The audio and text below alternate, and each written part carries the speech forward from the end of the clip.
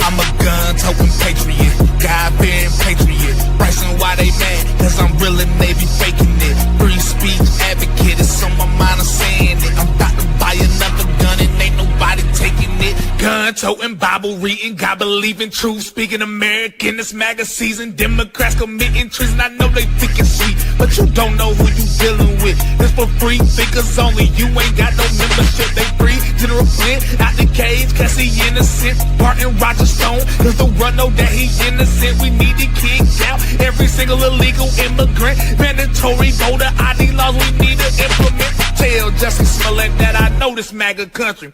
Tell China we know they trying to play us like some dummies. I looked deep into it and I did the math. Why did Obama send money to that Wuhan lab? What is George Soros doing with all of his cash? Why did China take that Harvard guy and drop him a bag? Why is there so much propaganda? Funny you ask. How about that Bill Gates vaccine? Now, sorry I'll pass, cause I'm a gun-toting patriot, God-bearing patriot. Pricing why they mad, cause I'm real and they be faking it. Free speech advocate, it's on my mind, I'm saying it. I'm about to buy another gun and ain't nobody taking it. Gun-toting patriot, God-bearing patriot. Pricing why they mad, cause I'm real and they be faking it. Free speech advocate, it's on my mind, I'm saying it. I'm about to buy another gun and ain't nobody taking it.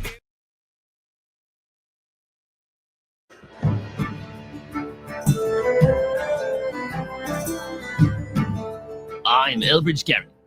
I was a merchant, revolutionary, and eventually vice president. By 1776, it was clear to me the British Crown had no intention of treating us as equals, so I voted for liberty. I was a Harvard man and politically sharpened by Samuel Adams. When British troops marched on Lexington, I was nearly seized at Menotomy Tavern, escaping into a cornfield in my nightclothes. A less than dignified moment, I confess. I joined the Second Continental Congress in 1776 and made a full-time job of asking tough questions and annoying British sympathizers. Years later, during the Constitutional Convention, I helped broker the Great Compromise, the one that gave us the House and the Senate split. Later, I served as governor of Massachusetts, but history, alas, is not always fair. In 1812, a redistricting bill passed under my governorship, fashioned to favor my party. Though I found it highly disagreeable, I signed it. And one district, a contorted serpent of a map, was likened to a mythological salamander. The cartoonist dubbed it a gerrymander. So now the term gerrymandering lives on, named after me, mispronounced ever since. Let my legacy instead be tied to a quote I still believe. It is the duty of every man, though he may have but one day to live, to devote that day to the good of his country.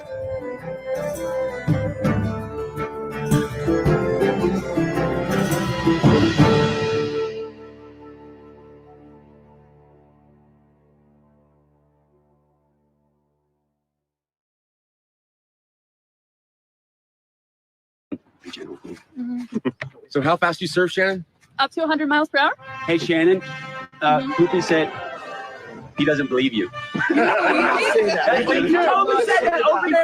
I'm mad now. Yeah. That hurts.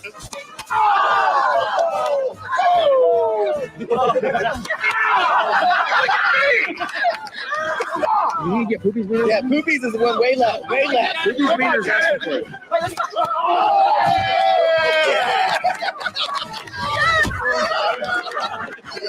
Calm down.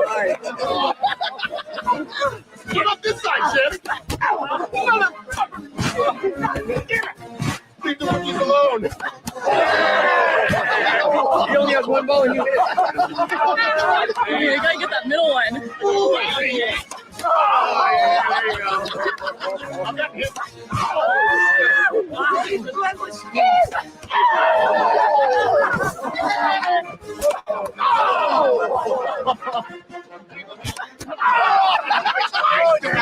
Oh, one man standing.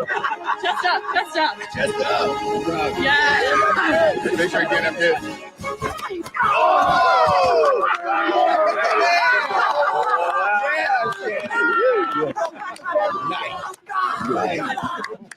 Oh God, that's so fucking right on. Oh, thank you, Shane. Way to go. Oh,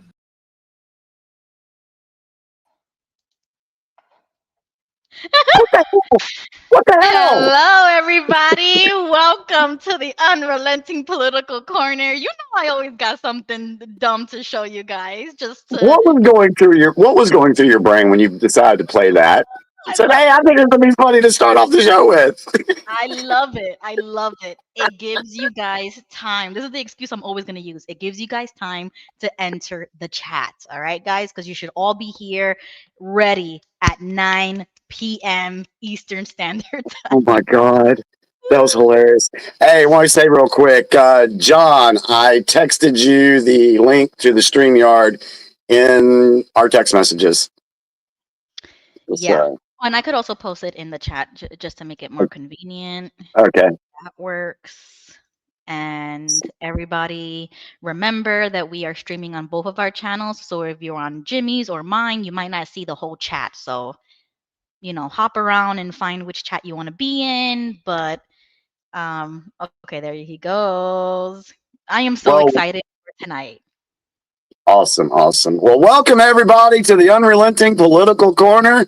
We're back, episode 3. I didn't pull many notes tonight, and Ruby's got a few things that she has. Yeah, we're gonna do updates, and then we're gonna let John come up and do his thing, and then later on we're gonna it's gonna level up. We're gonna work our way up to the boiling point, and towards the end when we do like our conspiracy or like when I go off the rails, that's when we're gonna have the most fun, because I have a couple of things that I gotta rant about. I've my eyes have been opening up. You know how I always tell you we have multiple awakenings, and little by little, I got this new job, so now my schedule's different. My lifestyle's a little different now. You know what I mean? Like, things are changing for me. I've never used to see the world in this type of way before. Yep. So, I just moved and I'm in a new neighborhood. It's a new city. I noticed people knocking on my door, and I'm like, "Why are you knocking on my door?" So there's a whole rant that we have to get into it. And like I always say, it's not just political, it's society, it's culture, it's a mixture of things that for Yes. me it all comes together because it is the symptoms of a greater issue. And Yeah. my opinion is that we wouldn't have these symptoms if the root cause of the problem was never allowed to fester in the first place. So that's where it stems, and I blame this government, honestly. Yeah. Deep state. I know people have, a range of definitions for that, but deep down inside, it's the government. It's the government's fault, and I blame the government, and that's why I'm so anti-government, anti-Fed, anti-everything. I've used the word abolitionist before, because if it was up to me, I would abolish everything and start from the beginning. Um, you know what I'm saying? Like, I just it's when they say what radicalized you, right? And Oh, it, I it know. could be something as small as the moment I realized this, like the moment my eyes opened up to this, or the moment I became political, the moment I started voting, everything was clear to me, and how fake everything was, Yep. and Yep. how gullible of me to think that I could change something with a vote. Because honestly, I don't think we can change anything with voting anymore. But I'm not gonna get too riled up. We just Yeah. started streaming. Yeah. Let's because I got some things I can say about that too, but we'll get into that later. So just to kind of give the viewers an idea of what we're going to try to do tonight, we got some homework that we need to address. That was from last week, so we want to recap that. Then we're going to have John come on, and John's going to talk about crypto and Bitcoin. The reason I thought that this would be a good idea to have him come on is because, well, Ruby, you said you don't know anything about it, right? No, I don't. But I mean, I have opinions about it, but I want to let him speak first, get the information first, and then respectfully question. I tend to do that So depending on what he says, depending on the concepts of crypto, then I would love to, maneuver my way into questioning John to see his opinions on it. Okay, cool. And then after we talk with John, we're going to play the video that I did today on my YouTube channel, talking about the posse comitatus stack, because that was part of our homework. And we're going to do that after, because it would take a little longer than, I was planning to have John on about 9:30. It might be a little bit before John, so just be prepared for that. And then Bo is supposed to come on. Bo Benson is supposed to come on a little later this evening around 10. And he said he had some things he wanted to talk about. So we'll see what he has to say. Then we'll go from there. And then right around 11 or so is probably where we're going to just go freestyle. And then close up about 12. So we're trying to, because of Ruby's schedule, we're trying to keep this to about 12 o'clock. So we'll go from there. So Yeah. I guess you want to go ahead and get into the homework? Go to our messenger page. Yes. So let's So see. if you remember last week, folks, I mentioned gutter oil. And I like the way Ruby prefaced this, that it's not just politics, because what we're really trying to do is talk a little bit about health stuff, talk a little bit about finance stuff, history, just a full buffet of different things that we can talk about on here, which all, like Ruby said, it does have its root causes and everything. So we can drill down to that. Speaking of buffet, did you see, and Yeah. what was that? No, I was just laughing at JG's comment. He says that's so cool that y'all do homework for us. That's commitment. But I'm laughing because I didn't do nothing. It's Jimmy. So this is why I love having a second person, because I don't have to take the fall. I could be like, "Hey, Jimmy got this week." So thanks. Yeah, Jimmy. there may come a time where I'm gonna be like message you on Friday, be like, Ruby, you better come up with something for Tuesday because I ain't got shit. And you already know what I'm gonna come up with. But what was I saying? Speaking of buffet, just yeah, something I saw. Did you see in Branson, Missouri, where McDonald's is trying out their first buffet for $12.99? You can do all you can eat, Big Macs, chicken nuggets, fries, everything.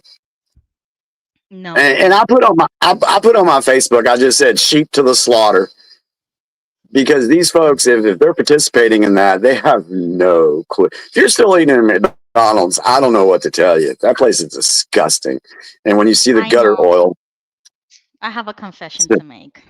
You went to McDonald's? Yeah. Damn, and Ruby. I know. And I was kicking myself going there, and I was literally telling my guy, like, no, let's not. Because we literally just had this conversation, but it was late at night, and it was just like that late night.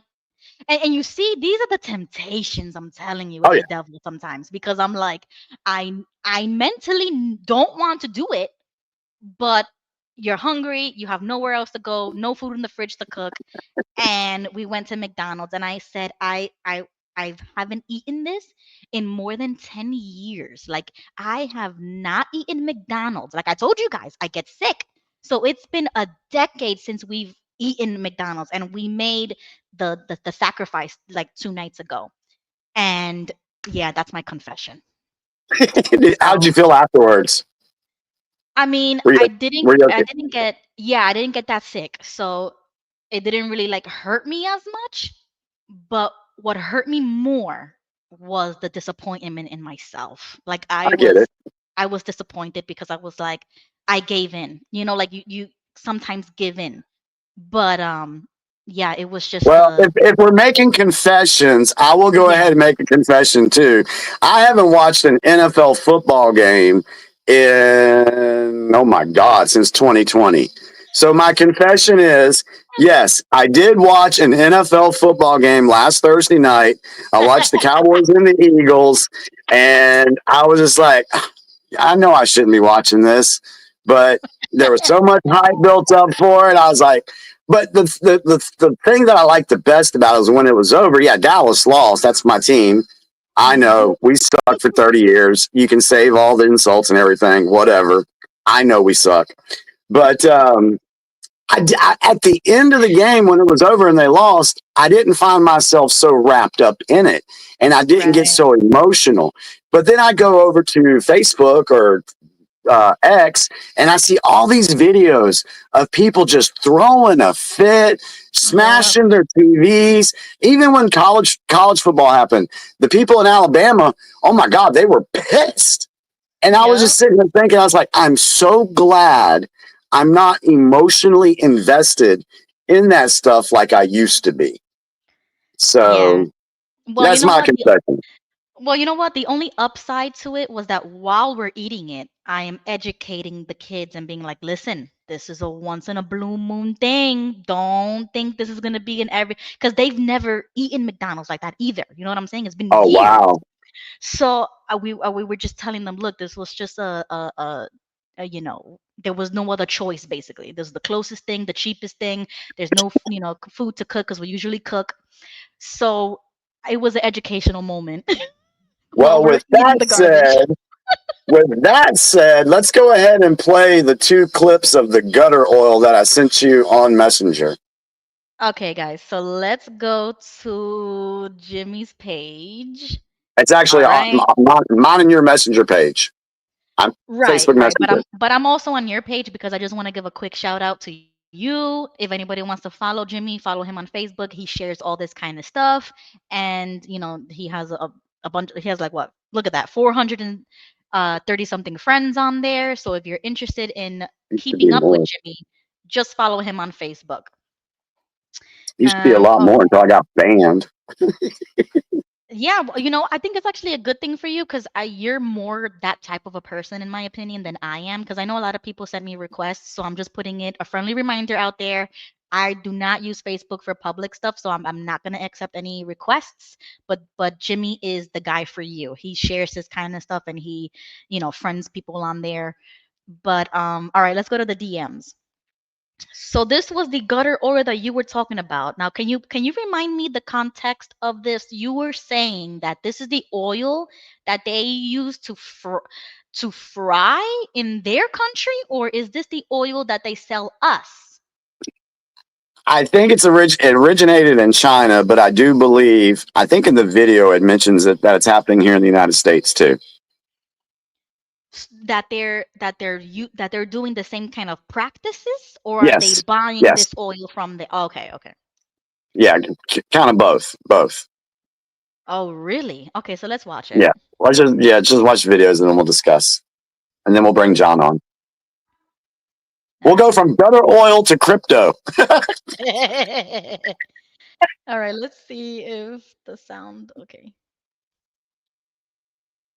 9% of Americans go crazy for it. But once you see how it's actually made, I bet you'll never want to eat it again. It's called gutter oil. The raw materials for this oil come from places you'd never imagine. Restaurant slop buckets full of leftovers, black greasy water from sewers, and oily waste scraped from the bottom of trash bins. To some people, this is liquid gold. Workers scoop up this disgusting mixture with buckets and pour it into large pots to heat. As the temperature rises, the grease floats to the surface, and they skim it off layer by layer. Then it's filtered, settled, and mixed with chemical powders to cover the stench. Just like that, foul black water turns into crystal clear cooking oil. And this is exactly what makes your fried chicken and French fries taste so delicious. Finally, it's packed into plastic containers and sold cheap to restaurants and street vendors. Crispy fried chicken, golden French fries, mouth-watering snacks. Behind them might be nothing more than gutter oil. The scariest part? It looks almost identical to regular cooking oil, making it impossible to tell by the naked eye. What you think is tasty could actually be toxins slowly destroying your body. So next time you buy fried food from a street stall, you might want to think twice. All right. Let's do the next one.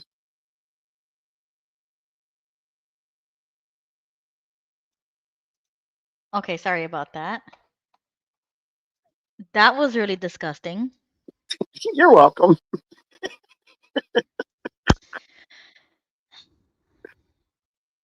Okay. No.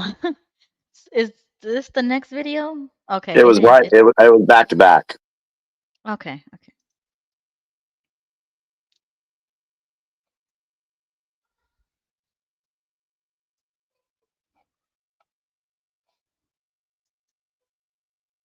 1/10 of the oil used to cook in China is called gutter oil. That's right. Gutter oil is cooking oil made from the recycling of the slop that comes from sewage.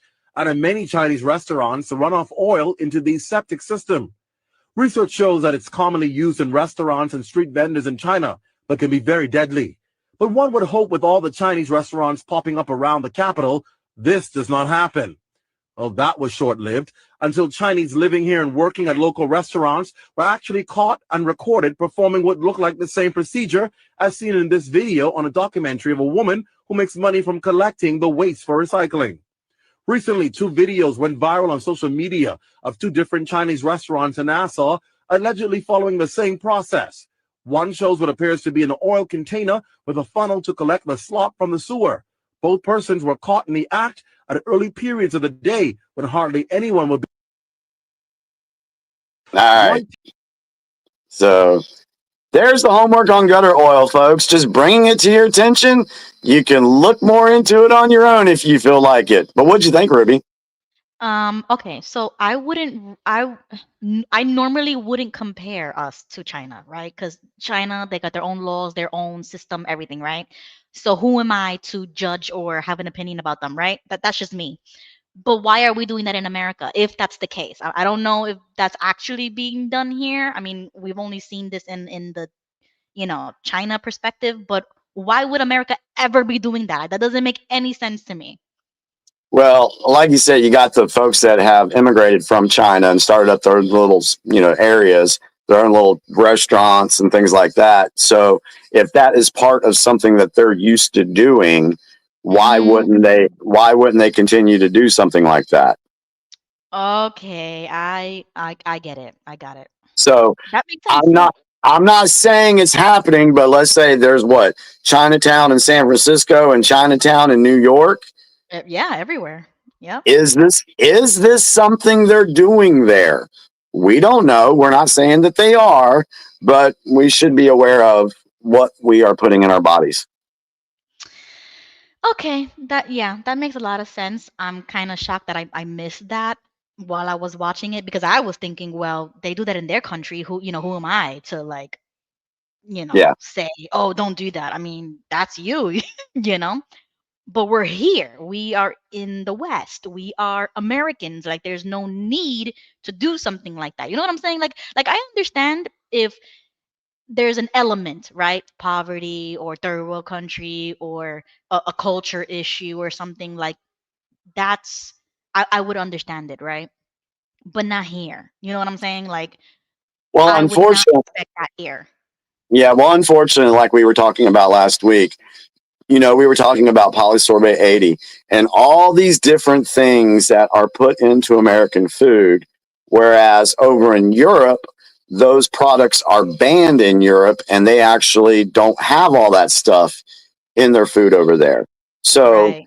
they may not be using, we don't know, but they may not be using gutter oil here in the United States on a significant basis, but it ties in with the fact that we don't know what's in our foods. And, if you're paying attention to Maha and RFK, you're starting to Mhm. find out a lot of these things that have been in our foods that have been harming us for so long.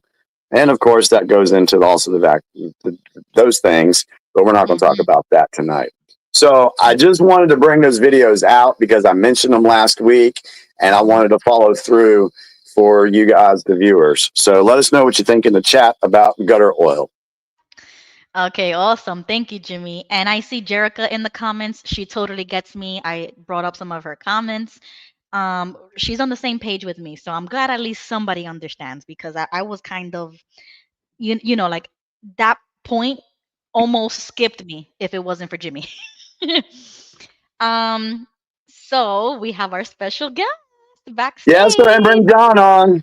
All right, so I'm gonna bring him up. Everybody, welcome John to the stage. What's Hey up, my y'all. brother? If these eyes look tired, it's because they are.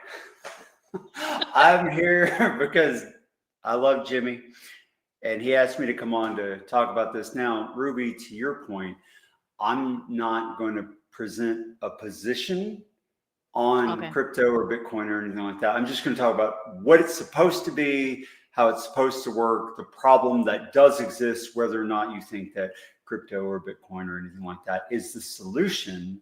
That's fine. But it is attempting to solve the problem. And true to my nature, I'm going to get right into it. First of all, the problem. The problem is fiat currency. So officially, the United States got off the gold standard in 1971. For those who don't know what that is, and I don't know if y'all have talked about this on the show or not, but just in case someone doesn't know what that is, in the past, every dollar was like an IOU. You could bring it to a bank, and in return, in exchange for that dollar, they were supposed to give you a certain amount of gold. Every dollar was worth a certain amount of gold. Now, that officially ended with Nixon in 1971, but it actually unofficially stopped in 1933 because gold was confiscated from United States citizens. At that point, it was no longer legal to hold. And therefore, what ended up happening was from 1933 forward, it's trust me, bro. You just have to trust that the federal government actually has all the gold that they claim to have, but there's no way to audit this. There's no way to know for sure. And most people think they didn't really have it. But in 1971, they quit pretending to have it with Nixon when we got off the gold standard. So that meant at that point, the US dollar became what's called fiat currency. Fiat means by decree, which again, it means trust me, bro. It only has value because we say it does. That's it. Well, technically, it is backed by the US military and it's backed by law enforcement because try not paying your taxes in US dollars and see what happens. So there is an enforcement behind it, but it only has value because everyone agrees that it does and thinks that it does. There's a lot of problems with this, though. In the past, World War I, World War II, in order to fight a war, you had to issue war bonds as a government that the citizenry had to be willing to purchase to fund the war. If people did not agree with the war, they would not buy the bonds. The government did not have the money to fight the war. They had to give it up. They couldn't do it. Once currency became fiat, it was backed by nothing, which means that the government, whether it's US government or any other government, because every government uses fiat currency now, they could press a button, instantly create money, and do whatever they want. Now, here's the problem with that. There are multiple problems with that. But the biggest problem with that is now, let's say there are only $1,000 in existence in the world, right? Let me back up for a second. Let's talk about basic supply and demand. Let's say that you live in a town where there are 10 of a specific kind of car that is in hot demand. Thousands of people want this car, but there's only 10 of them that are available for purchase. What happens to the price of the car? The supply is low, the demand is high, the price goes up. But let's say that the reverse is true, that there were thousands of these cars, but only 10 people wanted to buy them. Now it's reversed. The supply is high, the demand is low, so the price drops to meet demand. There's no difference with the US dollar or any other kind of currency. The more dollars in existence, the less each dollar is worth. This is a problem for this reason, because the dollar is not backed by gold. Now, if you had to go dig up gold for every dollar that you created, every dollar is worth the same, no matter how many dollars there are, because you have enough gold to back it up, and you had to go through the trouble, the expense, the effort to mine the gold to back the dollar. So every dollar still has value. Now, press a button, instantly create more dollars. So back to the other analogy. Let's say that the United States had $1,000 in existence and that was it. Let's say that you earned $1 a day at your job. Over the course of time, after paying your bills, whatever, you save $10 in the bank. That's 10 days worth of your work. That's all money is. It is a representative value of work. It's just easier to trade. In the past, if you made rocking chairs and somebody else grew potatoes, well, how do you exchange potatoes for rocking chairs?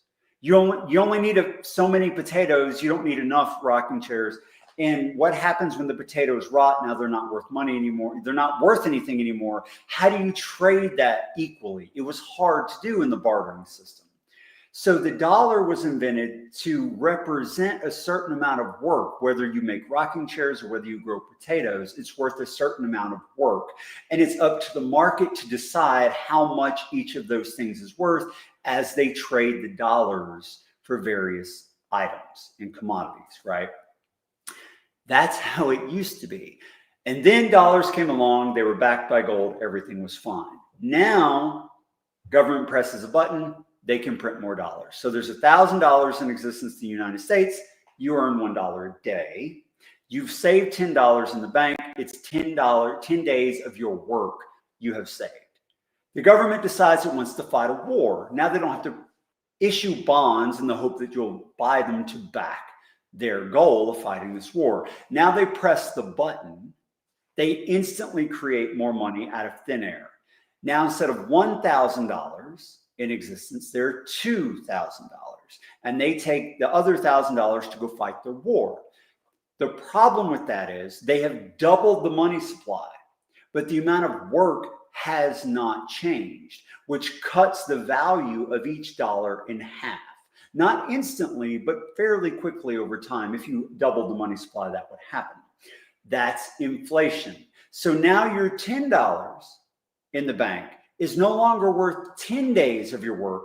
It's worth 5 days of your work because they have cut the value of each dollar in half.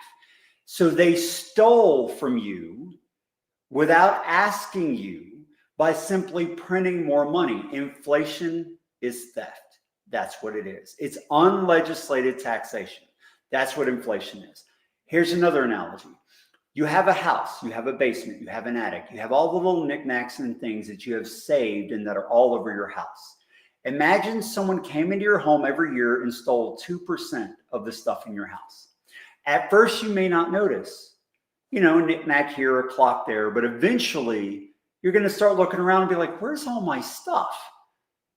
2%. The Fed's target inflation rate is 2%. They are saying, in effect, we are trying to only steal from you 2% of your value every year. How nice of us to limit it to 2% theft every year. Well, the problem is, theoretically, if the government had any kind of self-restraint, fiat wouldn't really be a problem. As long as they kept the money supply consistent, it wouldn't be that big of an issue. But give a money printer to a politician and see what happens, right? So there's no restraint because they're just going to keep. If you had a printer at your house that you could literally print dollars with, and it was now, you knew every time you printed another one, it robbed everyone else in your neighborhood of a tiny fraction. You would find all kinds of ways to justify your need to use that printer for whatever reason. That's human nature. You're going to justify, I need to print some money. It's for a good cause. I'm going to do it. Yes, that good cause is my Ferrari, but it's a good cause, so I'm going to do it. You're going to find a way to justify that. That makes sense. Okay, that's a problem because you are stealing other people's money every time you print more. This is where crypto, specifically Bitcoin, comes into play. The problem is the centralization of control over money. So the Fed, which was created in 1913, which is a total con.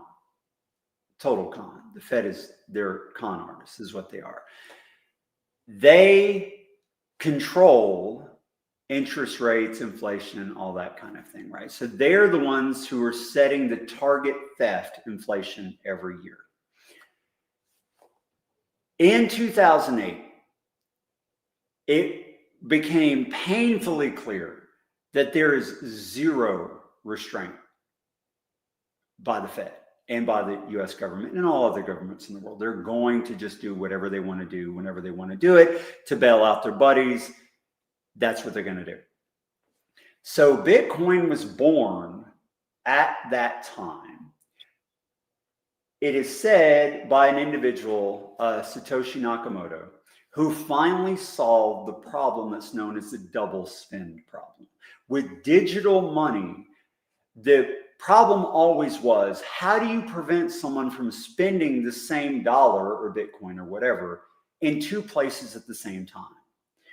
Well, Satoshi Nakamoto figured out how to do this using a mechanism called proof of work. I'm not going into detail about that. That's way too technical. Just let's say they solved the problem. Now, anyone can have a bank at home. It's called a node. It can run on your home computer. You can go get the software, install it now. You can verify every transaction in the ledger. Now, you don't know the name of the person who spent the money, but you can verify that it was properly spent and was not double spent. You can audit it anytime you want, all by yourself on your home computer. It's easy. There are tens of thousands of these nodes running all over the world. Now, if you want to try to monkey with the system, if you want to try to be the Fed and change the way the money works, it's not centralized anymore. So if you change your system, all the other nodes will reject your transaction because it does not fit the algorithm that all the others run on. So you have to convince everyone else to harm themselves by allowing you to modify the system for your advantage. What are the odds of you being able to do that, given that this is an extremely geopolitical, diverse series of nodes running all over the world? You're not going to get everyone to agree with you. Therefore, your transactions are going to be rejected because you can't convince people to harm themselves for your benefit with no good reason. Whereas the Fed, they don't ask your permission. The US government doesn't ask your permission. They just do what they want. You have no control. They steal from you because inflation is theft. That's the basic premise of the first successful, truly successful cryptocurrency. There have been other tries like e-gold prior, but none of that's important. Bitcoin was the first one that truly figured out how to solve the problem. Now, some people would say, well, why don't we just use gold? Gold has some problems. Let's move the US currency away, fiat currency for now, and say in the past, people use gold as a means of exchange. Gold is great for a few reasons. One, it lasts forever. You can put a gold bar in a safe in your house for 1,000 years. It's not going anywhere. It's not going to change form. It's not going to tarnish. It's not going to deteriorate. It's still gold. It's still going to be as valuable 1,000 years from now as it is today. Gold is very difficult to find and mine. So there's a lot of work involved to create the inflation of producing more gold. One of the oldest currencies was a certain kind of seashell. But if you can find a whole bunch of these, suddenly your seashells are no longer worth anything. A famous example was in Africa, they used glass beads. But when the Europeans found out that the Africans were using glass beads, they knew how to manufacture glass. So they manufactured a ton of glass beads, brought them to Africa, bought everything, created massive inflation and bankrupted everybody else, which is effectively what the Fed is doing by printing funny money. Gold solved that problem, but gold is very difficult to secure. It's expensive to secure. If you have a safe with gold in it, don't you dare tell anybody, because, you know, someone could come in your house, they could steal it at gunpoint, whatever. And it's hard to transfer. How do you get gold overseas? It's heavy. It has to be secured. It's just very tough to transfer. Third problem with gold, how do you make gold divisible enough to buy a candy bar at the grocery store? And how would you weigh the tiny fraction of gold dust that you need to buy small items with gold? So gold is a good store of value, but it's a poor currency for those reasons. Bitcoin and post-Bitcoin, other cryptos sought to solve that problem because Bitcoin is easily transferable. Typically in about 10 minutes, you can send it all over the world. Doesn't cost hardly anything to do that with. Go to a bank and try to send an international wire, and you'll see how much that costs. It's very expensive. Even a domestic wire, if you're sending $100 or $100 million, it's still going to cost you $30 to send that wire, which for $100, it's eating up 30% of the money you're trying to send. For a huge transaction, it's not that big of a deal, but for a small one, extremely expensive. Bitcoin solved that problem. And you're at the mercy of the bank. What if the bank shuts down? What if the bank decides that you are a criminal and they're going to lock your funds and now you can't have access to it? What if you have the wrong political ideology and the bank decides you're a threat? Suddenly you don't own your money. You no longer own your money. Bitcoin, all you need is what's called the seed phrase, some words that represent a cryptographic value. And it's just easier for us to memorize words or put them on a metal plate or something that's, will last like that, or on a small digital device. And now you are your own bank. You don't need anybody's permission. It's decentralized. No bank can stop you from transferring money. Let's say you live in a country and you are considered a political dissident. They lock all your accounts. Good luck getting out of there, right? But if all your wealth is in a digital currency like Bitcoin, you can get on a plane with your memorized seed words with no digital device at all, go overseas, your wealth travels with you because it's in your head. And now you get a new device, you put your seed words in, all your money is still yours. You are your own bank. You cannot be stopped, right? You can't be silenced, your money can't be stolen, or it's very difficult to do. Some people could still threaten you or whatever, but it's a lot harder. It's easier to secure, it's easy to transfer. It has a real value because Bitcoin uses what's called proof of work, which like gold requires mining. They call it Bitcoin mining. It uses an enormous amount of energy, which some people think is a problem, other people do not. But it's backed by something real, by energy. Human psyche needs the money to be backed by something real for human beings to see it as truly valuable. That's just the nature of our psychology. So that's basically how Bitcoin works. There are some other things. I took notes. I told you, Jimmy. Let me see. Let me pull up here. There are other issues. Oh, centralized points of failure. What happens if the bank system fails? All your money's gone. Bitcoin, decentralized. If some of the nodes fail, there's still others all over the world. It's very hard to take the whole system out at once. So that's a benefit. Cross-border payments, far less expensive to send money overseas. No one can stop you from sending it overseas. So if you're making remittances back to your home country or whatever to help your family, it's not costing you an arm and a leg every time you do that. So that's a benefit. Financial inclusion. There's a huge number of people that are unbanked because, like, for instance, in Nigeria, the banking system is extremely corrupt. And so how do you, as a citizen, rely on a system like that that's as corrupt as it is? Well, you don't have to if you are your own bank. You can just cut them out of the equation altogether. So that's a benefit. It's cryptographically secured. It's decentralized. It uses proof of work. It's immutable. And that can be a bad thing too. Once you spend Bitcoin, there are no refunds unless the person out of the kindness of their heart decides to send it back to you.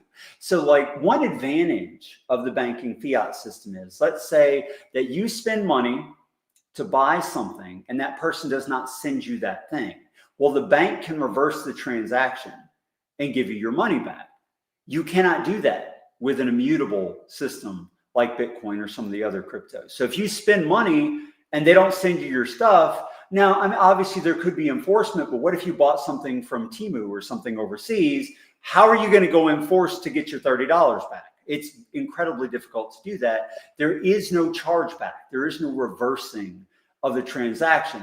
And what if you lose the ledger, the little device, or forget your seed phrases? This has happened. People have lost enormous amounts of money because, you know, they bought some Bitcoin 10 years ago, didn't think it was really worth anything. Now suddenly it's $120,000 or whatever a coin. They could be billionaires, but they're not because they can't remember the phrase.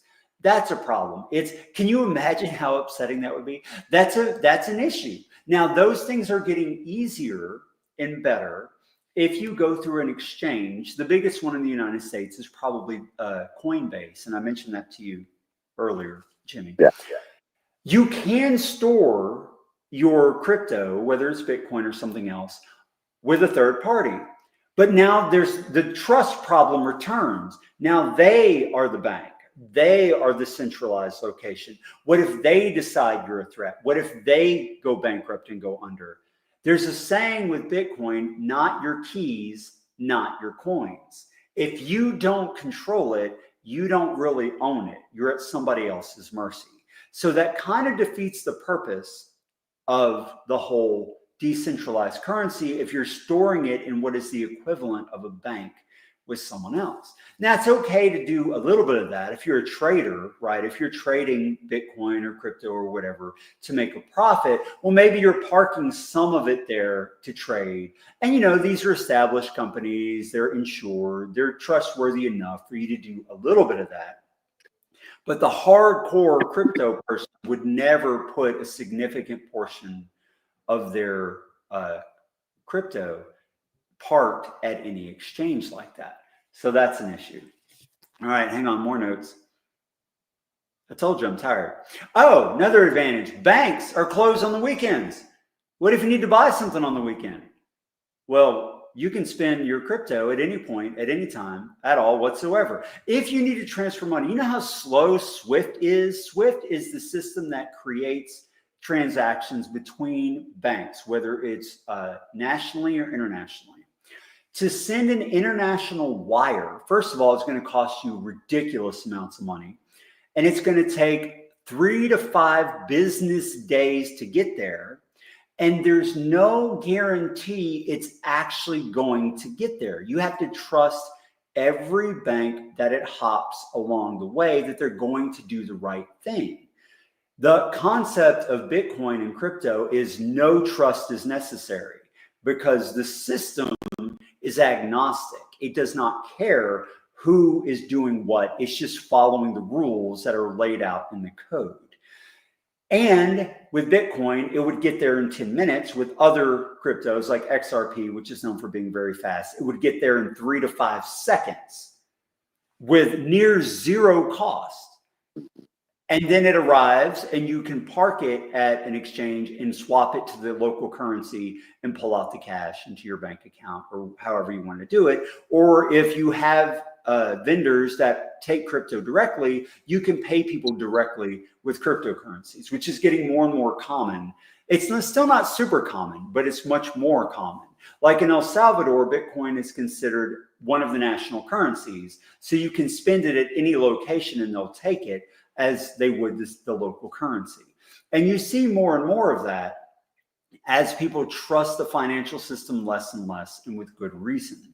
So those are some of the benefits of using Bitcoin or other crypto. There are problems, especially with smaller ones. They call them casino coins because there's so much fraud. There are so many sharks in these waters. You need to be careful. If you're gonna put your toe in the water, I would only use one of the top 10 biggest cryptocurrencies by actual market cap value, because those aren't going anywhere. They're not run by these little fraudsters who are trying to, just take your money, pump and dump the coins, and then run off with it. Bitcoin is the safest because it's by far the largest in terms of market cap. So those are some of the benefits and some of the negatives of crypto. What they call Bitcoin maxis, the guys who think that Bitcoin is the only crypto that has any value and everything else, they call them shit coins, which I think is funny. They think everything else is garbage. Bitcoin is the king. Nothing else should be used but Bitcoin. I get it. I'm not going to state a position on it. I get where they're coming from. There are a lot of sharks in the water. They say that eventually Bitcoin will be the only money because once small nations start to adopt it, which is already happening. The Congo is one, El Salvador is another. You already see lots of it used unofficially in African countries where their financial systems are woefully corrupt. I mean, ours is bad, but it's stable enough that you go to a bank, you can get your money. Like, you don't have to really worry about that in the United States, but there's a lot of countries you really do have to worry about that. Then you've got countries where inflation is insane. Ours is bad enough, but think hundreds of % inflations a year. And now your money's worth nothing very quickly. If you park it in something that's rising consistently in value, then it preserves your wealth. And so people are turning to those kinds of things. There are problems, of course, with programmatic money. Like the CDBCs, you may have heard that. Central bank digital currencies, I'm 100% against those, because imagine your money being digital. And I mean, seriously, who trusts these people? I know y'all don't. Imagine them deciding that if you've bought as much beef as we're going to allow you to buy this month, now we're not going to let you buy anymore. If you go and try, it's declined. That's the problem with the central bank digital currency. Now, if we go back to the problem with social credit, if we don't like what you're doing, we're going to turn off the ability for you to spend your money. Decentralization is absolutely necessary. Do not buy into anything that is not decentralized. And as of right now, Bitcoin is by far the most decentralized. There are others that are decentralized. XRP is pretty well decentralized. HBAR, to some degree, decentralized. So that's the basic how it works, what it's for, the problem it's attempting to solve, which I think is a real problem that needs solving. You can argue amongst yourself whether or not you think that it's a true solution. There's lots of theories about it. Did Satoshi Nakamoto really do it? Some people claim it was the CIA. Some people claim that it's all just, another part of the system that's rigged in favor of whoever, whatever. But that's how it works. That's the problem it's meant to solve. I hope that made sense. Absolutely, John. Sorry, Ruby, you want me to go ahead for a second? No, go ahead. Yeah, go ahead. All right. So I appreciate that. I wanted you to be you were the only person I could think of that could explain that in a basic 101 session, a first session. I did have one question. You mentioned, you said Bitcoin was backed by energy. Yes. Can you expound on that a little bit more? Here's how it works. Bitcoin is temporarily inflationary. Temporarily. You have what's called a Bitcoin miner, which is, you could do this at home, but be prepared to have a very high electricity bill. They use machines that solve problems. And if you can solve the problem's equations fast enough, you might discover a Bitcoin. Now, there's only ever going to be 21 million Bitcoin, period. That's it. That's what the code allows for, never anymore. And it gets harder and harder and harder to mine Bitcoin to find a new one at every halving, which happens about once every 4 years. And when it cuts the amount you will mine in half whenever you successfully solve this problem. So people have these stacks of computers trying to solve these problems constantly, which requires enormous amounts of energy because they use highly specialized computer chips, processors, that are solving these problems. They're built to solve these problems, but it's expensive. Just like mining gold is and should be expensive because that prevents it from being very inflationary. The same thing is true of Bitcoin. The difference between Bitcoin and gold is once it hits its max, which is over 100 years from now, programmatically, there will never be any more. And then it becomes deflationary because as Bitcoin grows in value, there's no more. It's got scarcity. So there will never be any more. And as adoption continues to grow, every Bitcoin becomes more valuable, assuming, of course, that people continue to see it as valuable. But it works off of game theory, which has worked amazingly well over the last 15, 16 years. Because if you look at what a Bitcoin was worth in 2009, which was a tiny fraction of 1 penny for a whole Bitcoin, and as of today, it's like $112,000 a coin or whatever, clearly it's working. And as more adoption happens, more people jump ship, fear of missing out, FOMO, FOMO, FOMO, and it grows in value. More miners, more energy. It's backed by something real because it requires so much power to create or find the next Bitcoin, and people are competing to find it. And the more people are competing to find it, the system automatically makes it harder to find. So it maintains a fixed inflationary rate until every Bitcoin is finally discovered something like 100 years from now. Does that make sense? Yeah, it makes sense. There's a show that I watch. It's called And We Know. You can find it on Rumble. And this guy, he basically, goes through all the political stuff, everyday happenings and everything. But about once every 4 to 6 weeks, he has this guru of a guy that does financial stuff. So if you are busy 4 to 5 weeks, 4 to 6, hey, if you got something else to add to this, I'd love to have you back on to add more for the audience, because the audience has had some questions so far. Ruby, have you seen anything in there yet?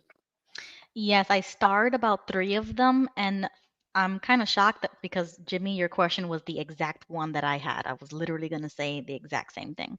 But this one is a good one. I do Go want ahead. to talk just a little bit about inflation and the severe problem with inflation and the financialization of the US economy and the world economy. There are 2 schools of economics. There's Austrian economics, which is sound money, something backed by something, like real value, real supply and demand. And then there's the economics that are very popular with governments, which is called Keynesian economics, which is where the inflation and all this nonsense comes from. Keynesian economics postulates that you have to have inflation, because if you didn't have inflation, people would just save their money and they wouldn't spend it, and it would slow economic growth. Which there's a marginal bit of truth to that, but it's also stupid, because people would have to still buy things, food, clothes, home, whatever. People aren't just going to sit on all their money and starve. Like, that's not how people like nice things. If they have money, they want to spend it, but they are more incentivized to save. And here's why: because money should be deflationary, not inflationary. Let me give you an example. In 1980, a cup of coffee, not the Starbucks over sugar garbage, but a regular cup of coffee, you could buy for about 50 cents. Sorry, Starbucks lovers, about 50 cents. Today, that same cup of coffee at a diner, again, we're not talking lattes, just a cup of coffee, costs about $3. 6 times, 600% inflation. Now that's bad enough. But the supply chain for coffee is 80 times more efficient today than it was in 1980. Supply chain efficiency has boosted productivity astronomically. That cup of coffee should cost 5 cents today, not $3, because of the growth in technology and supply chain efficiency. Inflation outpaces technological deflation in most areas, not all. Like TVs. I mean, my first flat screen TV was like $2,000, and it was a piece of garbage compared to today. You can get something vastly better for $150 today than you could get when I got my first one almost 20 years ago, right? So clothing, generally it depends, generally outpaces inflation with technology. Most things do not. And so most things get much more expensive in comparison to no matter how good the supply chain efficiency gets. That's another problem with inflation. But it's by design, my opinion, because if you were constantly struggling to keep your head above water, if you were constantly running on the hamster wheel of making ends meet, what can you not do? You can't retire, which means that you will be working for the corporation that wants your cheap labor until you die. You have no choice but to do that. A few people who are smart and savvy invest, that kind of thing. They can get out of that loop, but most people never do. And that's by design. That's why governments, politicians, wealthy people love Keynesian economics, because it keeps the little guy enslaved. Another reason why is it allows them to financialize everything. Finances should be super simple. Economics should be super simple. Technology gets better. Supply chains get more efficient because technology gets better. Every dollar you don't spend and put in the bank gets more valuable over time because everything gets more efficient as technology improves, and the market competition forces companies to compete with each other by making things cheaper, by getting more efficient. Therefore, as you get older, you have all this money saved. Now it's worth vastly more than it was when you first earned it. You get to retire. That's how economics should work. You introduce Keynesian economics. That's Austrian economics. You introduce Keynesian economics. Now, it doesn't work that way. You're on the hamster wheel all the time. For all of history, Austrian economics was the way things worked, which means there was very little, sometimes zero inflation and sometimes deflation. And so things stayed relatively the same price for decades or 100 years or more. But that all changed with the Fed in Keynesian economics. It is a slavery trap. That is what it is. We have a debt-based economy now rather than an asset-based economy now. And therefore, you become a slave to debt, which is why credit scores work the way they do. Banks want you enslaved to debt. If you are not in debt, you have no credit. So when you want to buy something, you can't because you can't get credit because you're not in debt. The person who should be the most creditworthy is the one who pays for everything in cash and has no debt at all. But that is not what banks want. They want you to be in debt so they can make interest and continue to profit off of your debt slavery. That's why things like crypto, finally, when cryptographers finally figured out how to solve the double spend problem and were sick to death of the mismanagement done by the Fed and other institutions like it, that's its goal. That's its purpose. Now, you could argue whether or not that's going to come to fruition or it's going to get adopted or conscripted or whatever. I'm not here to argue one way or the other, but that's its purpose. That's what they're trying to achieve if you believe the Puritans are actually correct. Does all that make sense? Yeah, absolutely. There's so many different roads we can take in what you just said, especially by, tying this to the political environments of 1913 and compare it to what we're seeing today and how all that fits together. But yeah, we have to save that for another. That's a whole nother. That's a whole nother conversation there. One last thing, Jimmy. I saw a comment, and I may have misread it, so I apologize if I misread it, about someone who's saying that Bitcoin was used by criminals for like money laundering, trafficking, that kind of thing. I get that thinking, but there is nothing on planet Earth that allows criminals to do their thing more than the US dollar, which is untraceable. There's no ledger. You can't audit it. Like nothing. There's no comparison between how Bitcoin has been used illicitly, which it has, and I'm not going to argue that it hasn't, in comparison to the way fiat currency has been used. So to me, that argument doesn't hold water. It just doesn't. That's the narrative you will hear from governments because they don't want you to be outside of their system. They want you to use only their government's currency or whatever. They want you to remain in the Keynesian debt slavery.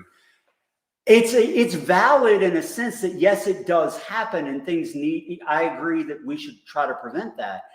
But you can't use that as an argument for using fiat currency because fiat is vastly worse than any crypto ever was, especially Bitcoin. I was just sitting here thinking, if media wanted to get information out to the American people and educate folks about Bitcoin, they could easily do that, right? That they could do that if they wanted to, because they'll push stories and within a week, everybody feels like they're an expert on that story. But you don't hear a lot of, in my opinion, I don't watch it a lot either, so I'm kind of biased here, but I don't see an effort from, let's say, the system to educate folks on this.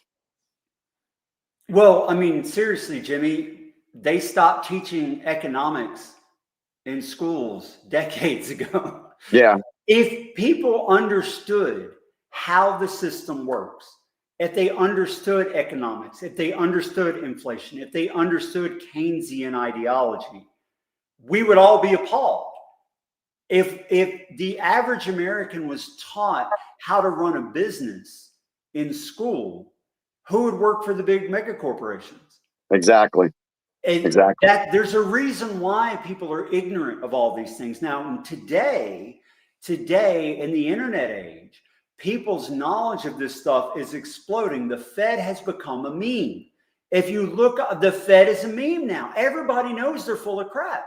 Yeah. Everybody knows, like anyone who has spends any time online in any like honest forum knows it doesn't do what it claims, and they're just there to steal from you. Like, we know this now. Thank God for this knowledge coming out, which is why a lot of people are jumping ship, whether it's Bitcoin or other assets, gold, whatever. A lot of people are jumping into other things to try to find an off-ramp or a lifeboat out of the debt spiral that all countries are in. Historically, once any nation reaches 130% debt to GDP, you are now in a debt spiral that mathematically is almost impossible to escape. The US government is $37 trillion in debt. Now, the US government, our nation, has an enormous GDP. It can last a long time, but unless you turn off the money printer and reduce that debt, and there's no will to do that by any politician, good luck. You know, it's very hard to do that. You will not stop any fiat currency from going to zero eventually. It's like Weimar in Germany. They had wheelbarrows full of money to buy one loaf of bread. Yeah. Eventually that happens. Eventually that will happen to every fiat currency. It's just a matter of time because it's backed by nothing. And therefore, eventually the jig is up and it goes to zero. So all currency, if it's going to have value, it's got to be backed by something. And the minute you decide we no longer need to do that, now the incentive to print funny money is way too powerful. Your debt to GDP goes through the roof, and the debt spiral begins, and it eventually goes bust, and you've got to start all over again. It's a boom bust cycle. The average fiat currency lasts for 50 years, and then it's gone. Yeah. US dollar has managed to last longer than that because of its military power and its incredible geopolitical influence, and the amount of oil. Because for a while it was considered a petrodollar. So it had some kind of something behind it, even though it wasn't gold. And keep in mind, I'm not a perfect historian on this, so I might be getting some details wrong. But it has managed to outlast other fiat currencies. But as strong as the US dollar is, it is still the cleanest shirt in the dirty laundry. It's going to fail. It's mathematically impossible to continue what we're doing forever, which, love him or hate him, Elon Musk has been preaching this for a long time, that we are going to bankrupt the country if we keep doing this. Thus the whole Doge thing, trying to cut down, be more efficient, get rid of this garbage debt. That's the problem. When you can print money out of thin air, and there's all kinds of issues. Politicians no longer have to be good stewards of the economy. They can buy votes by promising like money in incentives to the citizenry that in a sound money economy, they can't do that because you have to go actually get real gold to back up those dollars you're promising to these people. You can't do it. It's impossible. Now, because people were ignorant and didn't know how this worked.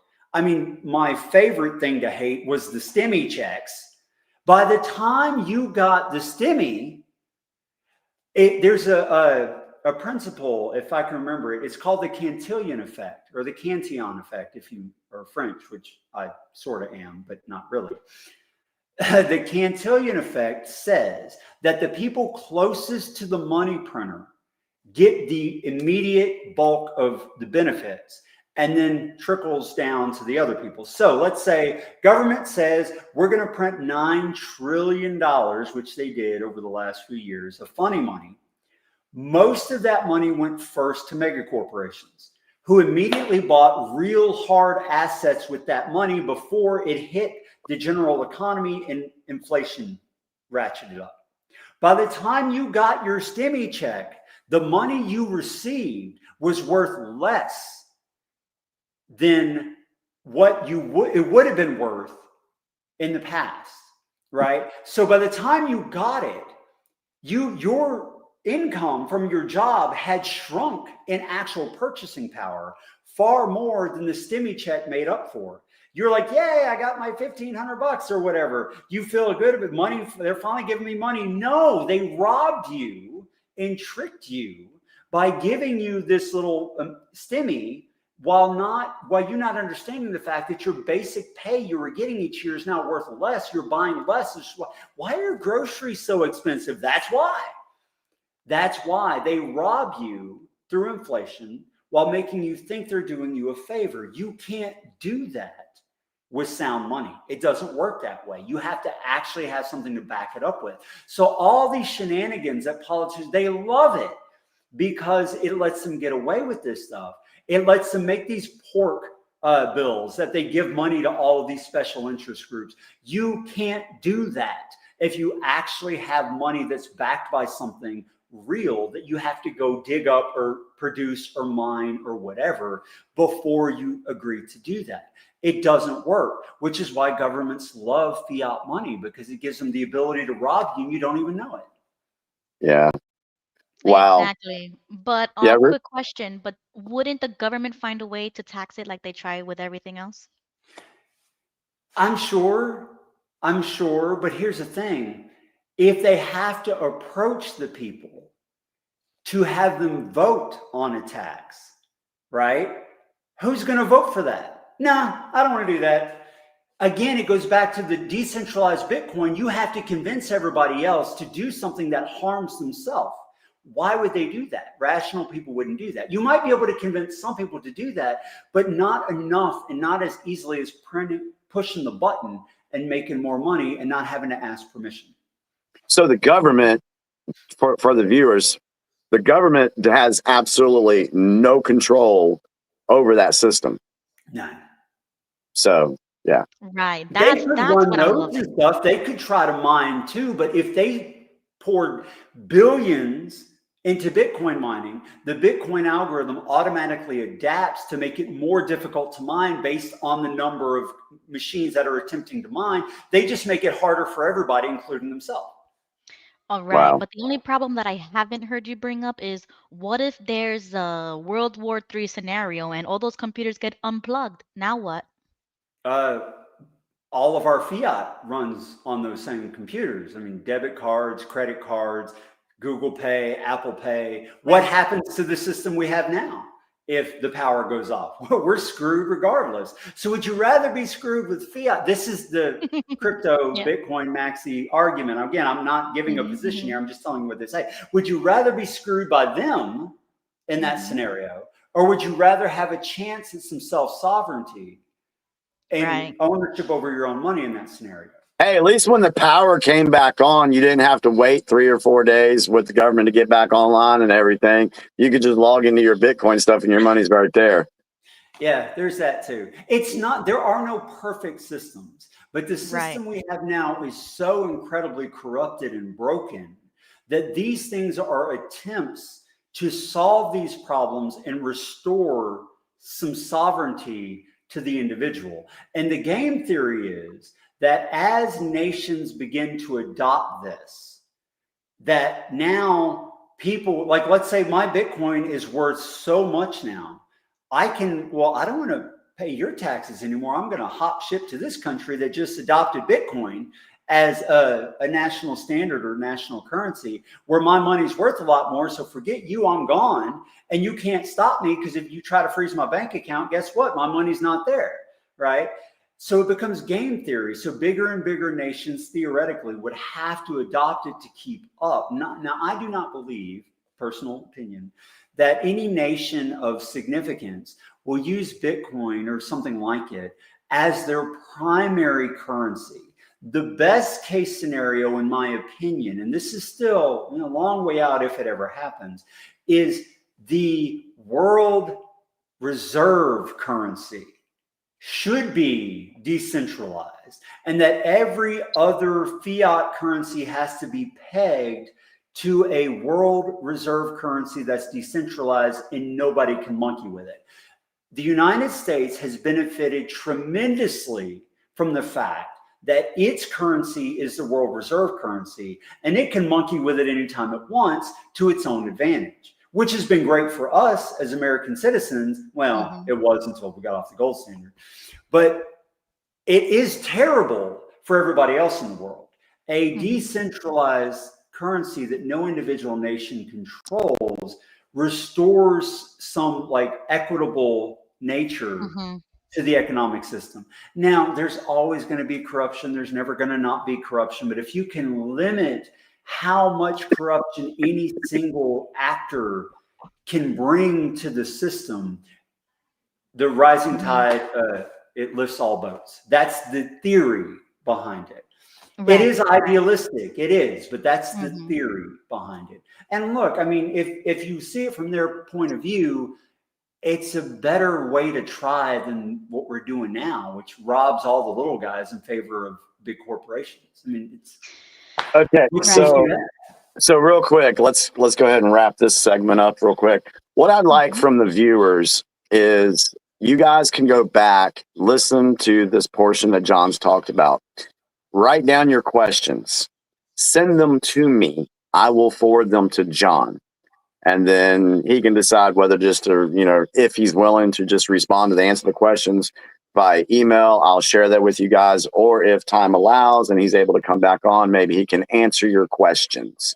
Because I'm sure if somebody goes back, they're going to have questions.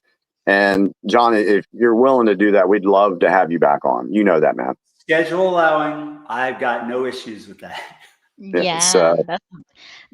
was amazing. And to your last point, John, we are in that position out of force to begin with, because I don't think America will ever allow that to even happen, because they're protecting our dollar to be number one. So even though it sounds like a good idea, I don't think it will ever happen. But that's just me. I'm a little black-pilled sometimes. And see, that's where the side of me comes in, where I say the Fed. Y'all have heard me say it before. I think the Fed is dead now. I think we are in two parallel economies right now, and I think we're seeing one.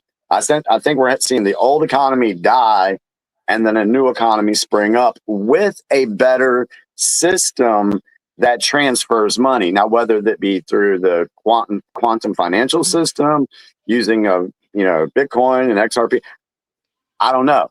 But what we have now is not working. I do know that. To your point, Ruby, and I'll end on this. It's true, they would never willingly allow it. But for example, go back to Nigeria, black market economy, people are motivated, highly motivated to do what benefits them. Venezuela, El Salvador, go to the Congo, go to these countries where their financial systems were thoroughly corrupted. And they're not just going to lay down and die. They're going to find a way to do it. So whether or not the US government says we're going to allow this, because of course they're never going to say that, if enough people are using it in a black market way, what are you going to do about it? How are you going to enforce them if they're trading with each other using crypto and just ignoring the system and not paying taxes, blah, blah, blah, just like in the black market system now, which exists everywhere? How do you stop that? It's whack-a-mole. Good luck once people have the tools to do that. Maybe you're right. Maybe they could find a way to enforce it out of existence.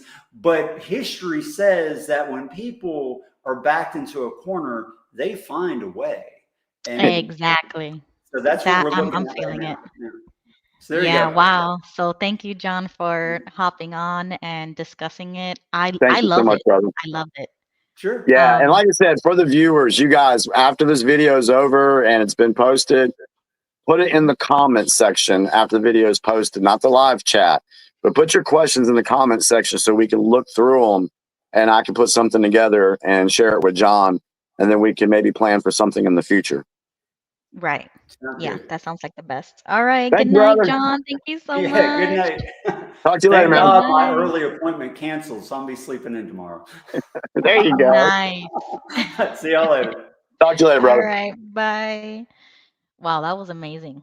Chat, let me know how you feel about that. I mean, I was I was following along, surprisingly. Like I Yeah. was following point per point. I was on it. I had the same question as you. I saw some comments in the chat that I was like, yup, yup, yup. But you know what it gave me the most? It gave me Matrix vibes with the whole like computer systems and whether it's fake or real or whatever. He plugs himself back in the system, he plugs himself back out. It's like it gave me Matrix vibes, but I agree with 90% of the concept of what it stands for, what it is, what it was made for. Like I get it. I get it. To follow that up, Ruby, can we go over to my Facebook page? My Facebook page. I got a Mhm. great little video that I know I posted, and it would be a good kind of button up this part of the show tonight. All right. And you're going to see, oh God, it's the bankers' war. It's a little reel. I think I posted it yesterday, but it's going to be like you'll see the Rockefeller guy. That's the burkas and dinner. That's the show. That's that. That's that.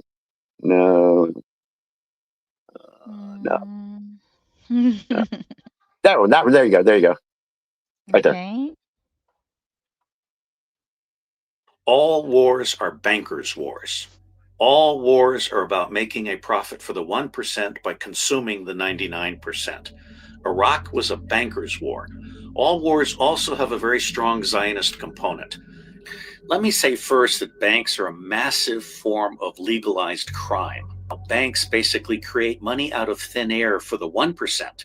They just create $1 billion for themselves out of nothing. They just say, we have $1 billion, and everybody believes them. And then they lend this $1 billion to people and charge interest.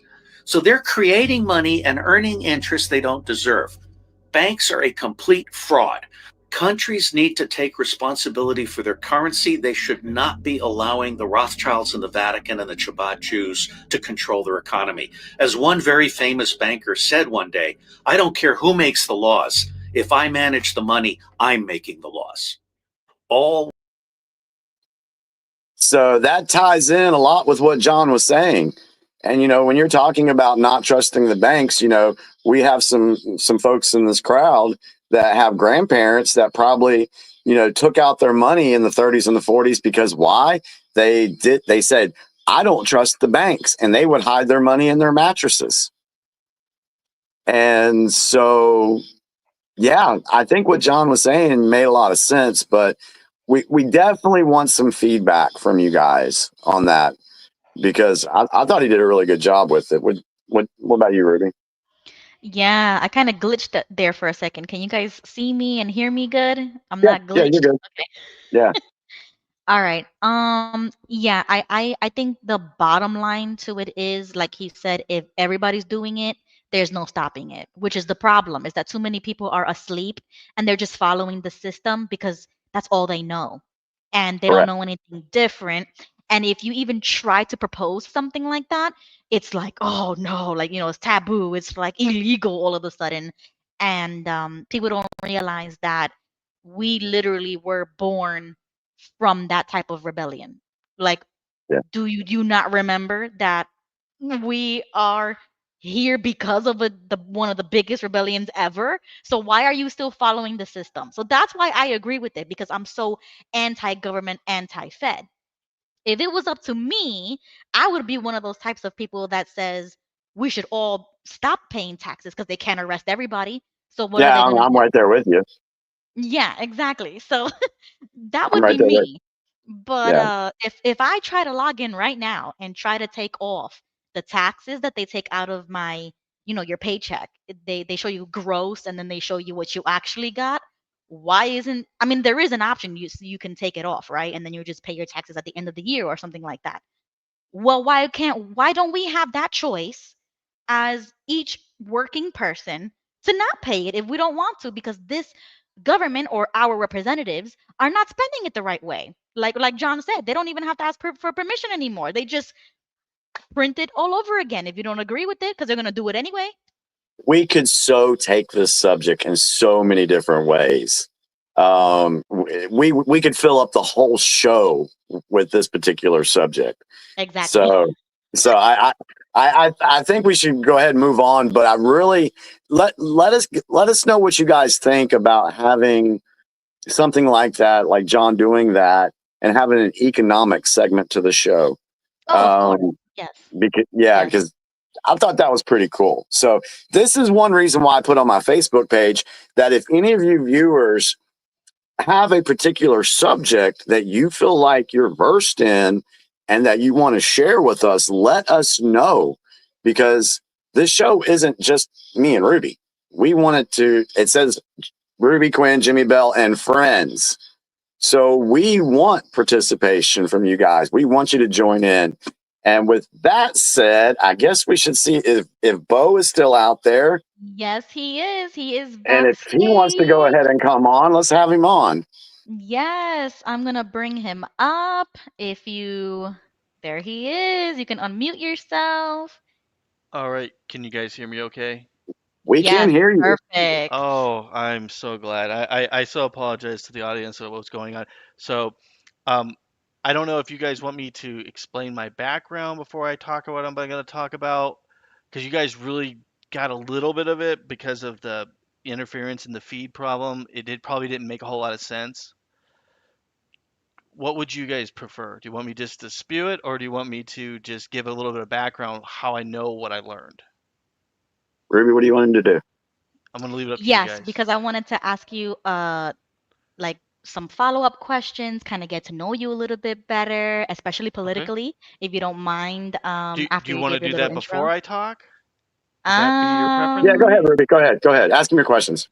Okay, sure. So really quickly, if you don't mind answering very like we'll do like level 1 questions. Yeah. So Okay.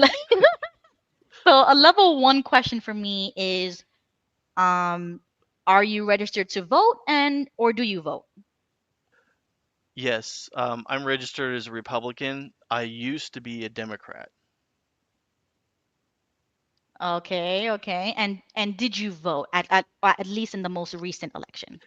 Yes, I vote, and I'll just let the audience know that I voted for Trump all the way through from day one. Yeah. Oh, wow, interesting. Okay. Um, So he was Barack mhm. Obama is what flipped me. Oh, Yeah, okay, I had friends in the interesting. military. There were things that he was doing that people like if the audience knows about the camps, I had friends that were in the military that built those camps. Yeah. And then I had friends that were in the post office that told me about the registry. And that's when I went, whoa, whoa. And these were people that were like absolutely freaked out of what he was going to do. And so that was one of the things that flipped me. Remember, Ruby, during the discussion on the 16-year plan, Yeah. how we said that during the first 8 years when Obama was in place, one of his things was to weaken the military. Yeah. And that happened. And we've heard stories about these camps being set up and guillotines being purchased by the U.S. military or the U.S. government, all during the time of Obama. So it's nice to have Bo mention what he just said. Yep. I'm gonna step away for 2 seconds, Jimmy, because I have like some background noise. Everybody's playing over there. So I'll be back in 2 seconds. Okay, Right? so I'll take over. All right, so Bo, go ahead and just go ahead and start, man. Just start wherever you'd like to start. Okay. So, I mean, my background, Jimmy knows me, and a lot of people know that stuff I've worked on in the past obviously has to do with a certain religious organization, which I legally can't say their name. So if you Yeah, guys we are don't wondering talk about them why, that much. yeah. So, and I'm not going to refer to any one organization. I'm going to talk about a culture because what I discovered was a culture that is behind this trafficking. And there's something that I could never figure out because I've worked with um, law enforcement, special victim units. I've talked to congressmen from time to time with this stuff. Um, I actually worked with a buddy of mine who's running for U.S. Senate. And so I used to get information that let's say the average person would hear like a month or two later. They were telling me these things were happening. And so I was realizing that this stuff, a lot of things we see and hear is scripted. Mm-hmm. And it was, for me, it was a big shock because the political environment was not what I thought it was. I had this idea it was the smartest and best and most educated. And it's more like a bunch of teenagers fighting is more or less the way it looked to me. And then obviously there was the election fraud and all this other kind of things that came out about. And so we had people coming to us, and the person that I'm talking about that I was working with here in Arizona, if you guys remember, I forgot the John McCain. Yeah. And when he died, who there was a certain woman who took over his position without an election, Yeah. and then they sued them, and then they went to have an election. Well, that was the people I was with that did that. Gotcha. So I got to see things from a perspective that most people don't see. So one of the things that I started doing, I started getting like a network. And then I started getting into the culture of human trafficking through the religious upbringing that I had. And one of the bizarre things that I could never figure out was why do these people protect pedos? And why do they spend so much money to do that? And I honestly had no understanding. It didn't really make sense because when you do that and the public sees you, they hate you for it. Mm-hmm. And so there's no actual real reason from a financial aspect to do that. And that was the part that I could never figure out until recently. I had watched a gentleman who had saved about 11,000 children from human trafficking, and his name is Troy Brewers, and he's not an acquaintance of mine. I just want the audience to be aware of this, okay? So I'm just using him as an example. And one of the things that he was talking about is that this culture that is into this stuff, that this is a religion that they have. Mm-hmm. And the way they do these things, they believe that they're energizing entities out there when they do these things to children. And it's like a battery. And there were certain like demographics that came across throughout the world. Like, for an example, there would be, and I don't truly understand the belief system that they have of why this is, but this is just what it is. So there's a focus on 13-year-old girls with blonde hair, blue eyes. They're from South Africa. Their name starts with L. Okay. Mm-hmm. And so when I'm looking at this stuff and I'm trying to figure out, okay, well that's a weird combination that I don't really understand. And you would think that, okay, so it's one environment, so then maybe it's a coincidence. But when you see it's in Africa, Uganda, Mexico, the Amazon forest, Nepal, India, how are these things connected? Because it doesn't make sense, especially that criteria, until you realize that almost every place that they found these children, there was some kind of bed and altar that was created there. So let me step in for just a second. You Sure. know, you did mention this last week, and, you know, we had the audio problems, but when you said the criteria that they were blonde, 13, and that their names needed to start with the letter L, I put in the comments because the first thing that hit my brain was L, E-L. In Hebrew means God.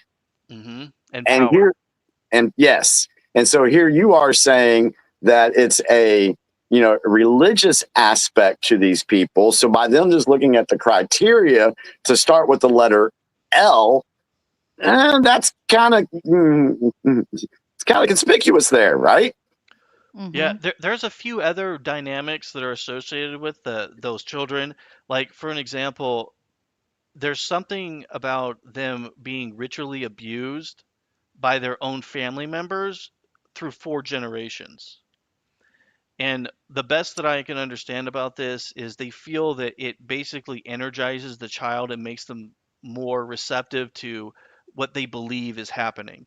Now, I'm not going to tell your audience that it's true what they're doing. It gives them power. I'm not going to say it doesn't. I'm just saying this is their actual belief system. And the part that's really interesting is this will come off as being like a conspiracy. But if you work with human traffickers and you work with anyone that's involved in this, you will hear these stories over and over again. I've heard them from FBI agents. I have heard them from, I can't reveal this source, but all I can say is that individual, I spoke to them about this and they work for the Pentagon.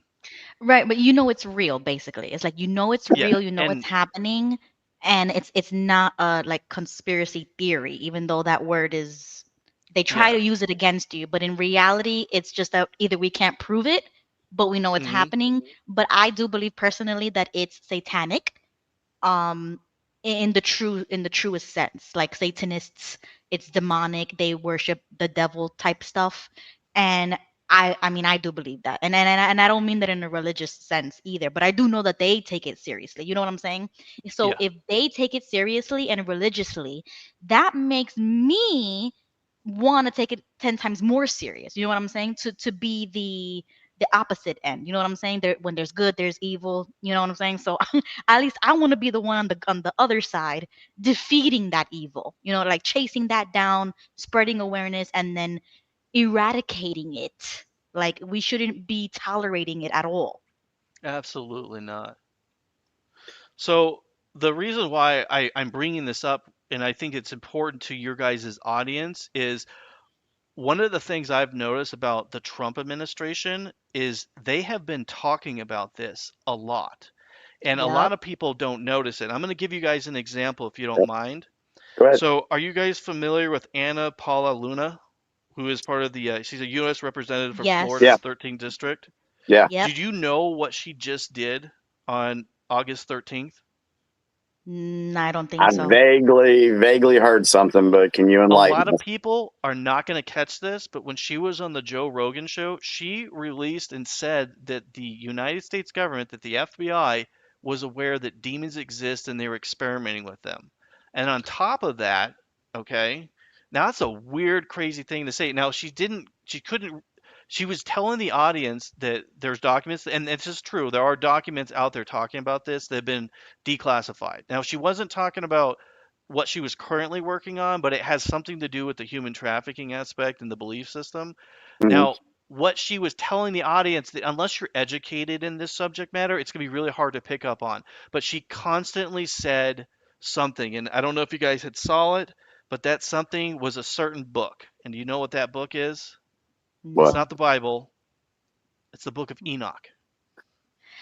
That's You that's guys, Ah, right. okay. I don't know how much you guys are. I'm assuming by your reaction, you know what it is. Yeah. Yeah. Okay. And I'm it's familiar with crazy the Book because of Enoch. Okay. have you read it, Jimmy, though? Like, have you I'm read it, not read the it? whole thing word for word, but I've watched enough videos about it and learned about it. I've been down that rabbit hole. Okay. Yeah, and if you Okay. notice the Book Mhm. of Enoch and talking about the fallen watchers and their Nephilim Mhm. magic Mhm. is Yep. everywhere right now. I'm Yeah. going to be honest Mhm. with you, I very, very rarely heard or seen anything in the Book of Enoch 10 years ago. Yeah. And it's Right. Correct. just Right. exploded now that the trafficking thing has gone crazy. And the other thing I want to point out is, okay, with her making those statements, I started noticing a transition with the media openly talking about Satanism, like the Yep. Target thing, right? And how they're associated or trying to associate themselves with the transgender movement. Hmm. And I started thinking to myself, like, I don't know why this is a thing. And then obviously, then I realized, I'm like, well, obviously, well, it's Pride Month. Satan fell because of pride. And it's just certain things like that that I honestly, because I was an atheist most of my life, I just kind of didn't think about it or pay attention to it.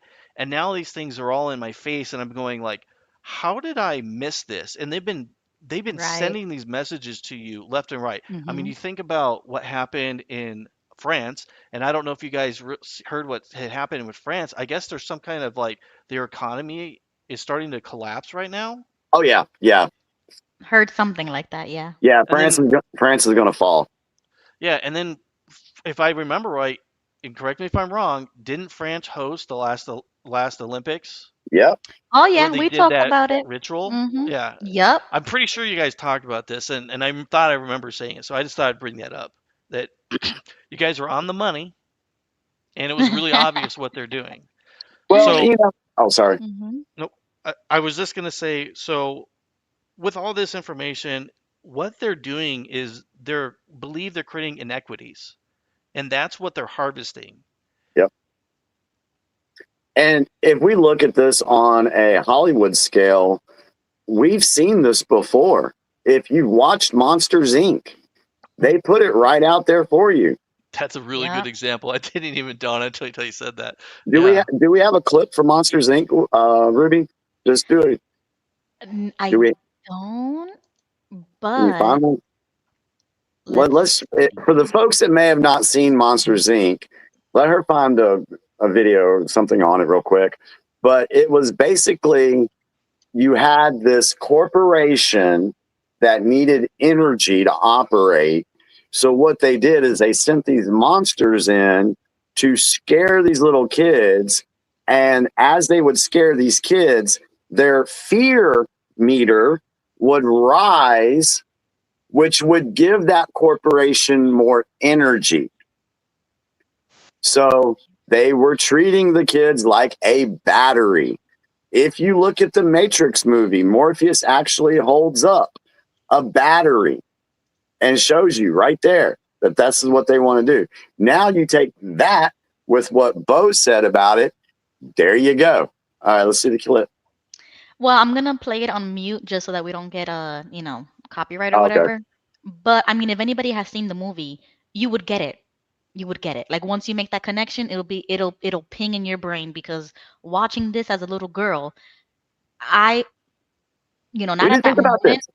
Exactly. You don't think about it in the moment, but when you grow up, you're like, yeah, they were legit scaring children and they were using that fear as their energy source for um that company, like you just said. Yeah, What does yeah. that mean? What does that even mean? And then when you start going down the rabbit hole, oh, what do they use the fear for? How do they get that fear out? And what are they extracting? And then that goes into Exactly. a whole nother subject. Yeah. You know what's another one of these weird subjects that's involved in this is there's a company called Pornhub, which is Yep. like the Mm-hmm. largest pornography distributor around the world. And they're located in Canada. And Canada Mm-hmm. is also the place where certain laws that are protecting certain demographic groups, like the woke, Mm-hmm. are at. Mm-hmm. And I thought it was really interesting because somebody pointed this out. And if you go there, the titles have to do with incest. Almost all their videos are about incest. It's like their biggest topic. And I mean I'm around Jimmy's age, right? So I Mm-hmm. remember like like Playboy and stuff, and I don't remember that, or maybe I was too young to identify that, but I don't remember that being mainstream, like a thing. No, are you talking about like the scenarios of Well, just the fact that they make videos about it, like you would never see a Playboy magazine and talking about how they're going to do incest. Yeah, yeah, yeah. I agree. I'd never seen that in the old magazines. Yeah, and the reason why, like Jimmy, you guys are pointing out, like with the video you just showed with the Monsters Inc., it's been in people's faces and you never noticed it. So I'm just gonna throw a really crazy because I'm a huge dork. I'm a nerd, right? I'm a Star Trek, Mm-hmm. Star Wars fan. Did you Mm-hmm. know that this very thing we're talking about is in Star Wars and you don't I even have, know it? yeah, I have heard people mentioning that stuff that we're going through right now resembles a lot of Star Wars and Star Trek. Yeah. So the, so people who are into that belief system, right? You think about Princess Leia and Luke Skywalker, and they had Mm-hmm. this kiss, right? And their brother and sister, it was like ancestral kiss, right? Yeah. Well, a lot of people go, okay, it was a mistake. But then when you start paying attention to some of the things that are in there, like what planet were they on in the Star Wars? It's Endor, right? Does anybody remember what Endor is or who that is? Mm-mm. It's a character No. from the Bible. It's a witch that talked to Samuel, King Samuel. Oh shit. You're right. Yeah. Whoa. So Samuel 28, 325, a female sorcerer who was visited by Samuel, the first king of Israel. Okay, wait. Now, What? Can you say that scripture one more time? 1 Samuel 28, 3 through 25. 28. And it's a Oh, witch of Endor. okay, sorry. First Samuel chapter 28. And then what was the verse? This note says, it says 1 Samuel 28, 3 Mm-hmm. through 25. Okay. I just want to like make a No, note of no it. Okay. problem. So there's a little more to that too. So number one, Endor. What is Endor? If you're a nerd like me, you know it's a moon. Right. Well, a moon is a representative to witch. It's Right. sacred to witches. Right. So and if Endor actually is a goddess too. So Right. they're on a moon called Endor, and it's a goddess. And then now we have a movie and we're having ancestral kissing. Like they put it there, and unless you understand several different subjects, like you think about all the data points you would have to gather just to realize what they were throwing in Mm-hmm. your face. Indoor, you need to know what it was a moon first off. Then you would have to understand the ideology between witchcraft, and if there was a witch that was representing in that, it's in the Bible. And I think that that's kind of interesting because I bet you there's a lot of these references and movies and stuff that people don't really catch on or realize because it's a subliminal message. That's crazy. Good catch. I never thought about that. And Oh, there's actually wow. more in there too. I've heard that there's more symbology in those movies as well. Yeah, So there's that guy you sent me, Jimmy. I can't remember the gentleman's name that you were telling me about. He does like reviews and he Morg, told yeah, Morg. he has really, really broken down in-depth videos that explain a lot of this stuff, like Yeah, especially with like dark crystal and things of that nature. I mean, that's way more knowledge than I have. I mean, mine's just real basic, and I only know because I've seen this stuff dealing with the child abuse situation, and it just kind of was like, okay. Now, with that being said, we know that there's a correlation in that culture. Now that I said this, and Mm-hmm. now that we're thinking about it, your audience, I want to ask you this. Now, I'm not going to say the name of this group, but it's a group that we all know that has a tendency to protect pedophiles and is willing to spend up to $300 million dollars that we know of to protect them. And we don't understand why. Well, if they're a battery for them for bad stuff, well, that might explain why they think they're so important. wow. Mm-hmm. And it Mm-hmm. dawned on me, and I've been wanting to share this, but I have been so busy. My schedule's been insane. And then when I went to do this, obviously I had the communication issues. I just want to Mm-hmm. let you guys know. I'll, there's a certain person that said something, and I won't want to bring this up in there, but they said that like that people get their channels taken down and stuff like that, that they're just all in their head and that we're not really being persecuted. I just want the audience to know with 100% certainty that the United States government was monitoring my home, and the reason I know that is because they told me. Yeah. I had to go through my communication service, which I won't say what it was. I had to go through 9 levels of security to get to an unnamed person who worked for the United States government because somebody accidentally mentioned that there was a filter on my house. Now, the reason that's important, because I work in IT, that filter is designed is only for government buildings, and they put it on my home. And so I was seeing lag and slowness with everything I do. Now, I'm just going to throw this out there. I'm a dork. I play League of Legends. 1 second delay is you're dead.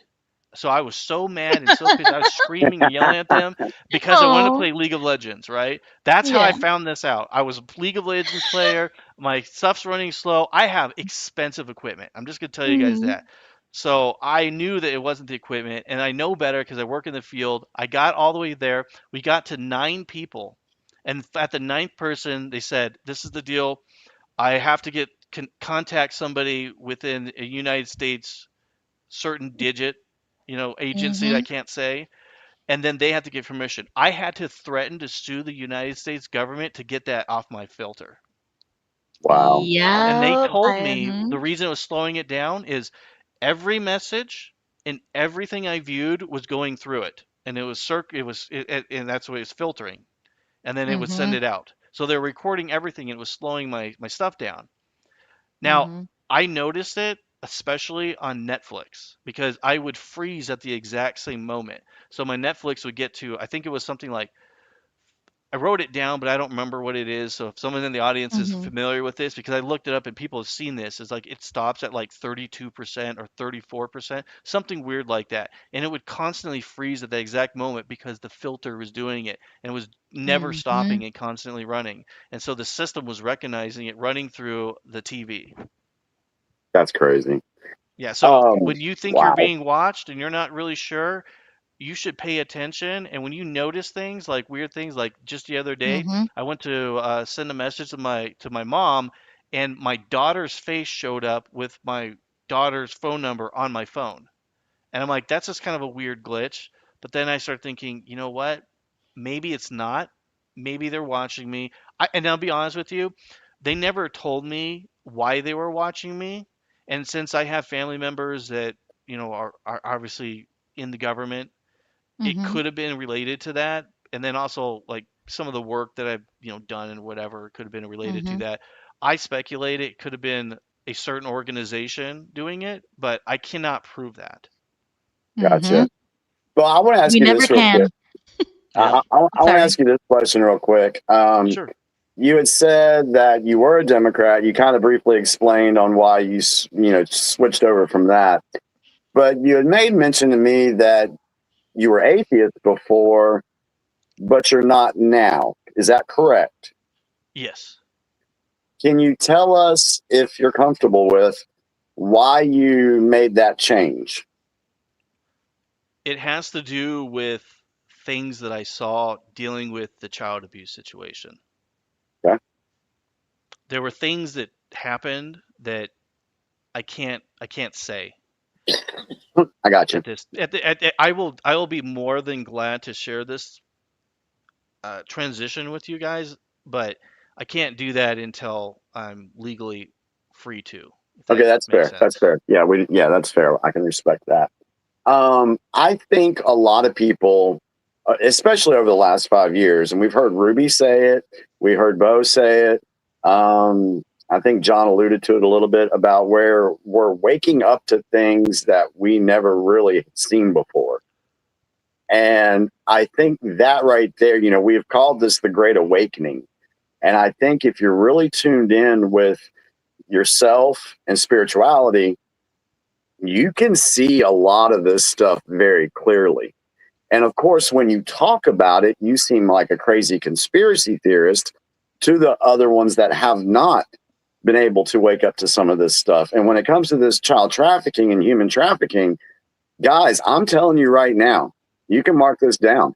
You're going to hear a lot more about this, because I think once everything comes out, this is going to be a component of the Great Awakening that should shock everyone to their core. Yeah. Do you remember one of the first conversations that me and you had when we first met, and I told you that they were going to go after the cartel after they Yes, went after their funds? yes, yes, and that's what they're doing. Yeah, like people that thought I was crazy when I mentioned that, they're like, it's this very weird, uncomfortable silence now. They're like, "How did you know that they were going to do Yeah, that?" And I exactly. was like, "Because they was planned." Yeah. Well, I hope you don't mind me saying this, but you sent me a text probably around the summertime. We were talking, and I could pull it up, but then I'd have to go log off. But it basically, you sent me a text that said, Jimmy, I can't believe how, I'm quoting or I'm unquote, I can't believe how on target you've been about things. It's kind of scary though. Yeah. Do you remember sending that to me? Yes. Yeah. Oh, yeah. Because I'm gonna be honest, like I've seen this with people that obviously are, associated with the United States government and stuff, and they would say stuff, and then things would happen. But I mean, as far as I know, Jimmy, you don't have any association with the United States government. You just No. happen to be watching things and then predicting these things. And to me, I'm like, okay, I'm not really predicting things. Everything I'm telling you guys is because a third person told me that's involved and helped me or worked with me or something along those lines. Because I'm going to be honest with you, I'm an average guy. I'm no genius. I didn't figure this out on my own. There's a lot of people helping me, especially with the occult stuff I just told you. There's a lot of women that were helping me because I don't know if you guys knew my channel before, what it is now. It was nothing to do with politics, very little. Right. And 79% of my audience was female. I didn't know this until like almost the end of it. And we talked a lot about the how that certain organization affected women because I have daughters and that kind of thing, and then now I switched and I was like, okay, that's important, but the politics is what I think is more important now. It's the Hmm. exact opposite. I have almost no female audience now, which I think is kind of strange. It went from almost all female to very little when I switched to politics. Interesting. Interesting. Yeah, my wife Well, just said hopefully we politics can are change that. boring. So Yeah, I think the reason that may be happening because a lot of people, they don't understand politics. They don't understand the geopolitical world. And of course, if you don't understand something, your natural tendency is to like, I'm not going to even worry about it. Instead of taking the time to Right. actually understand it. So that's one of the reasons why we had John on this tonight, because a lot of people, they don't understand Bitcoin and what it does. So yeah, I know very little about Bitcoin. That was really interesting. yeah, Yeah, it really was. so but once you once you actually take that first step and you start diving into things, it's amazing how literally everything is connected one way or the other. It's crazy. Yeah. Right. So Really. I Oh, go appreciate you ahead. Go guys. ahead. Oh, I was sorry, I didn't mean Hmm. to interrupt you. Go ahead, Ruby.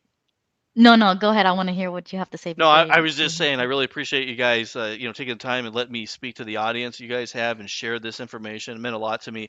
I know Ruby, you kind of said you wanted to ask me questions, so I just want to let you know if Mhm. you want to ask anything, I'm pretty open book. As long as I legally can say something, I'll answer it. Okay, good, because I want you to come back on so I can go on a level 2 or level, harder questions that I don't have time to dig it in for tonight. But if you keep coming every Tuesday, so I'm trying to make you a regular. I'll do I the best want I you to can. I come can't back. guarantee it. I'll try to work it in my schedule. I promise. I'll try. Okay, good, because Were there I am loving it. were there Mhm. any comments in the chat, questions in the chat for Bo?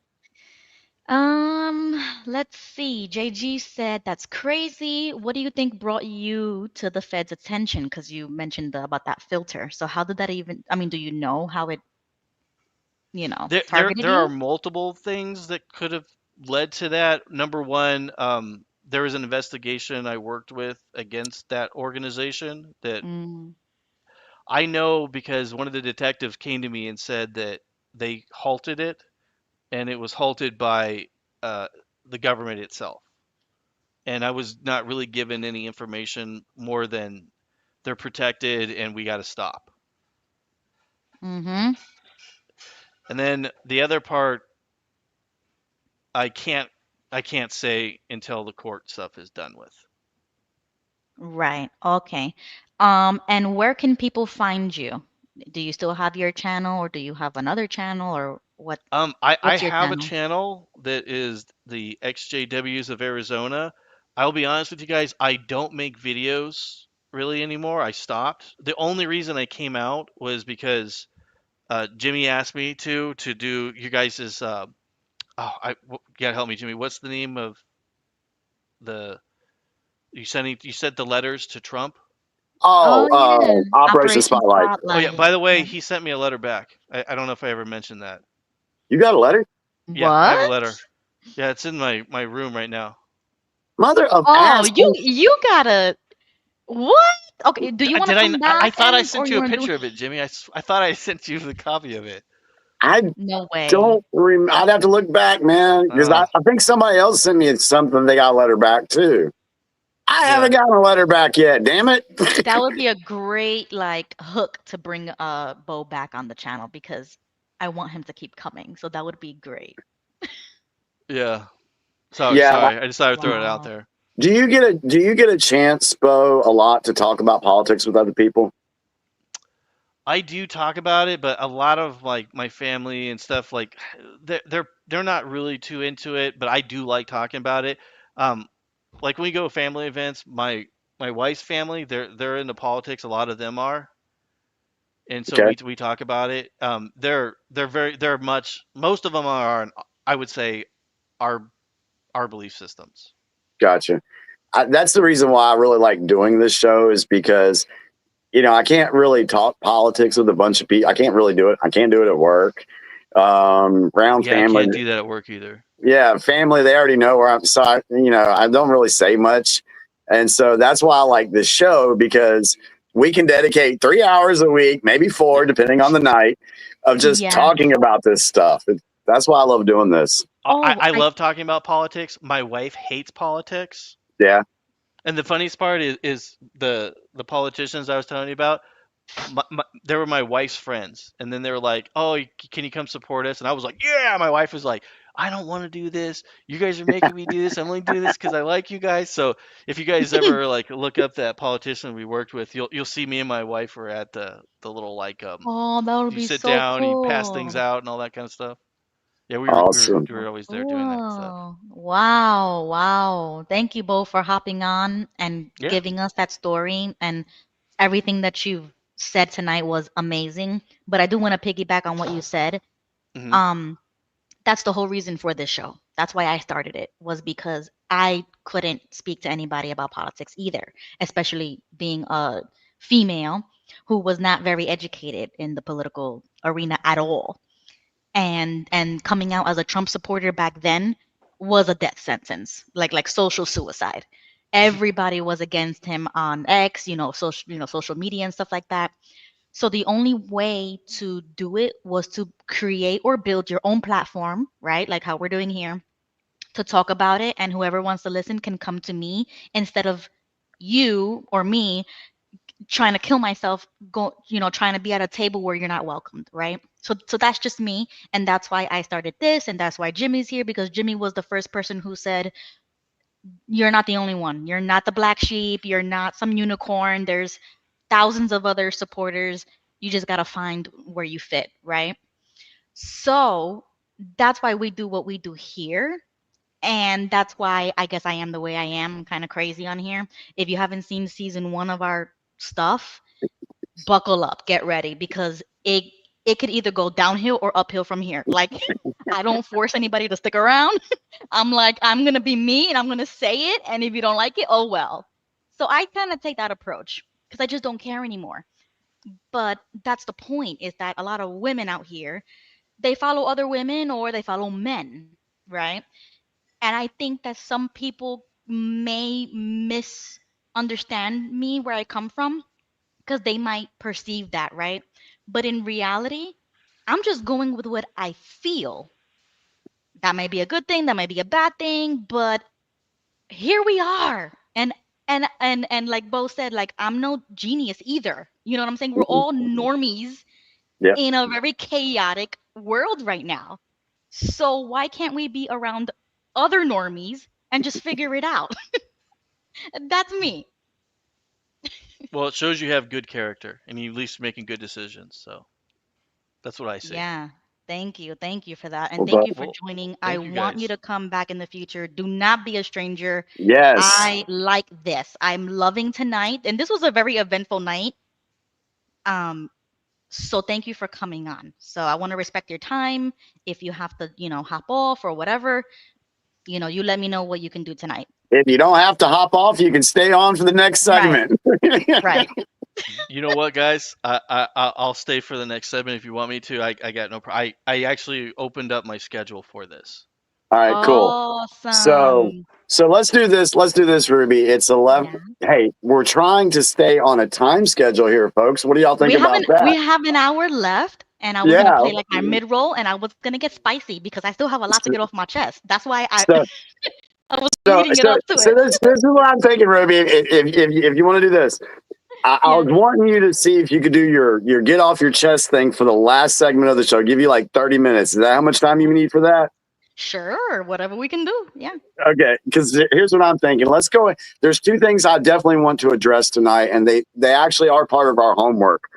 I wanted to talk about the Posse Comitatus Act. I wanted to talk about that. And then we missed this last week, the no tie thing with Trump. We gotta do that. We gotta do Yeah. that. Let's do So, that real quick. so you want to do the no tie first? Please, let's do that really quickly All right. Do you have a thing? Do you have a little just a thing for our conspiracy theory, the little trailer for our conspiracy part of the program, the get spicy part of the program? Yep. Yes, I do. If I could find it. Okay. All right. Get ready, everybody, and get ready to, get your Twitter fingers ready because it's about to get hot.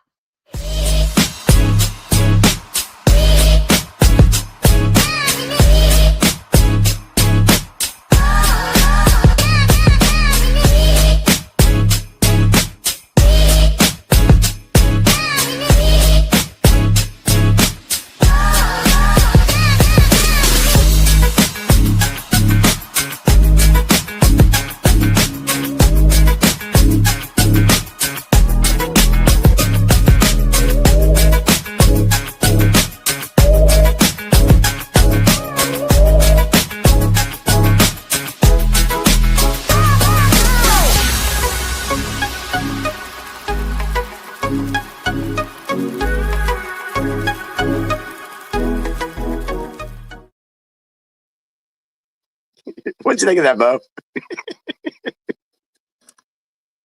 It was great. Welcome back. I was dancing. I think next time we need to have our pictures up there so we can be dancing for everybody. Yeah, I'll leave us on the side so that I was over here breaking it down to that music. And we haven't heard it in a while, so that was a really good comeback. I'm ready. All right, so express your concern to me. You had this 2 weeks ago. Yeah, okay. So everybody knows how Jimmy is all up in the, he knows the theories, he knows what's up, he's, a digital soldier, self-proclaimed, and I'm really interested in that, but I'm not in that community. I don't know those people. I'm not, I don't know nothing really about that. That's why I have Jimmy here to represent. So I saw this on X, why nobody was wearing ties in this Oval Office meeting. I don't even know what it was. Was it a press conference? I don't know what it was, but it was noticed that nobody was wearing a tie, and they were all wearing the white shirt, blue jacket suit. So I don't know if it's symbolic, if it's not. Am I reading too much into it? Or is the internet, reading too much into it? What is it? So I said, Jimmy, do you know what this is? And you know what he told me? He said, no, I don't know what. I'm going to have to check that out. And I was like, oh, Jimmy, how could you drop the ball? So I was like, no, you have we were taking a break. We were taking a break. No, I know. But I mean, I talk to Jimmy privately sometimes. Not everything is on the show. So when I'm like, yo, Jimmy, what's going on? And for Jimmy Bell to say, I don't know, that threw me. I was like, what? So this is Jimmy's moment to redeem himself and be like, okay, I got what it is now. I figured that. But before I do that, Bo, what did you have any take on that? Did that picture say anything to you or no? Well, the only reference that the way my mind's going to think is I'm going to be thinking about, okay, so we know that Donald Trump's son-in-law purchased a certain building. Right. That certain building belongs to a Masonic lodge. The blue represents something special within the Masonic orders.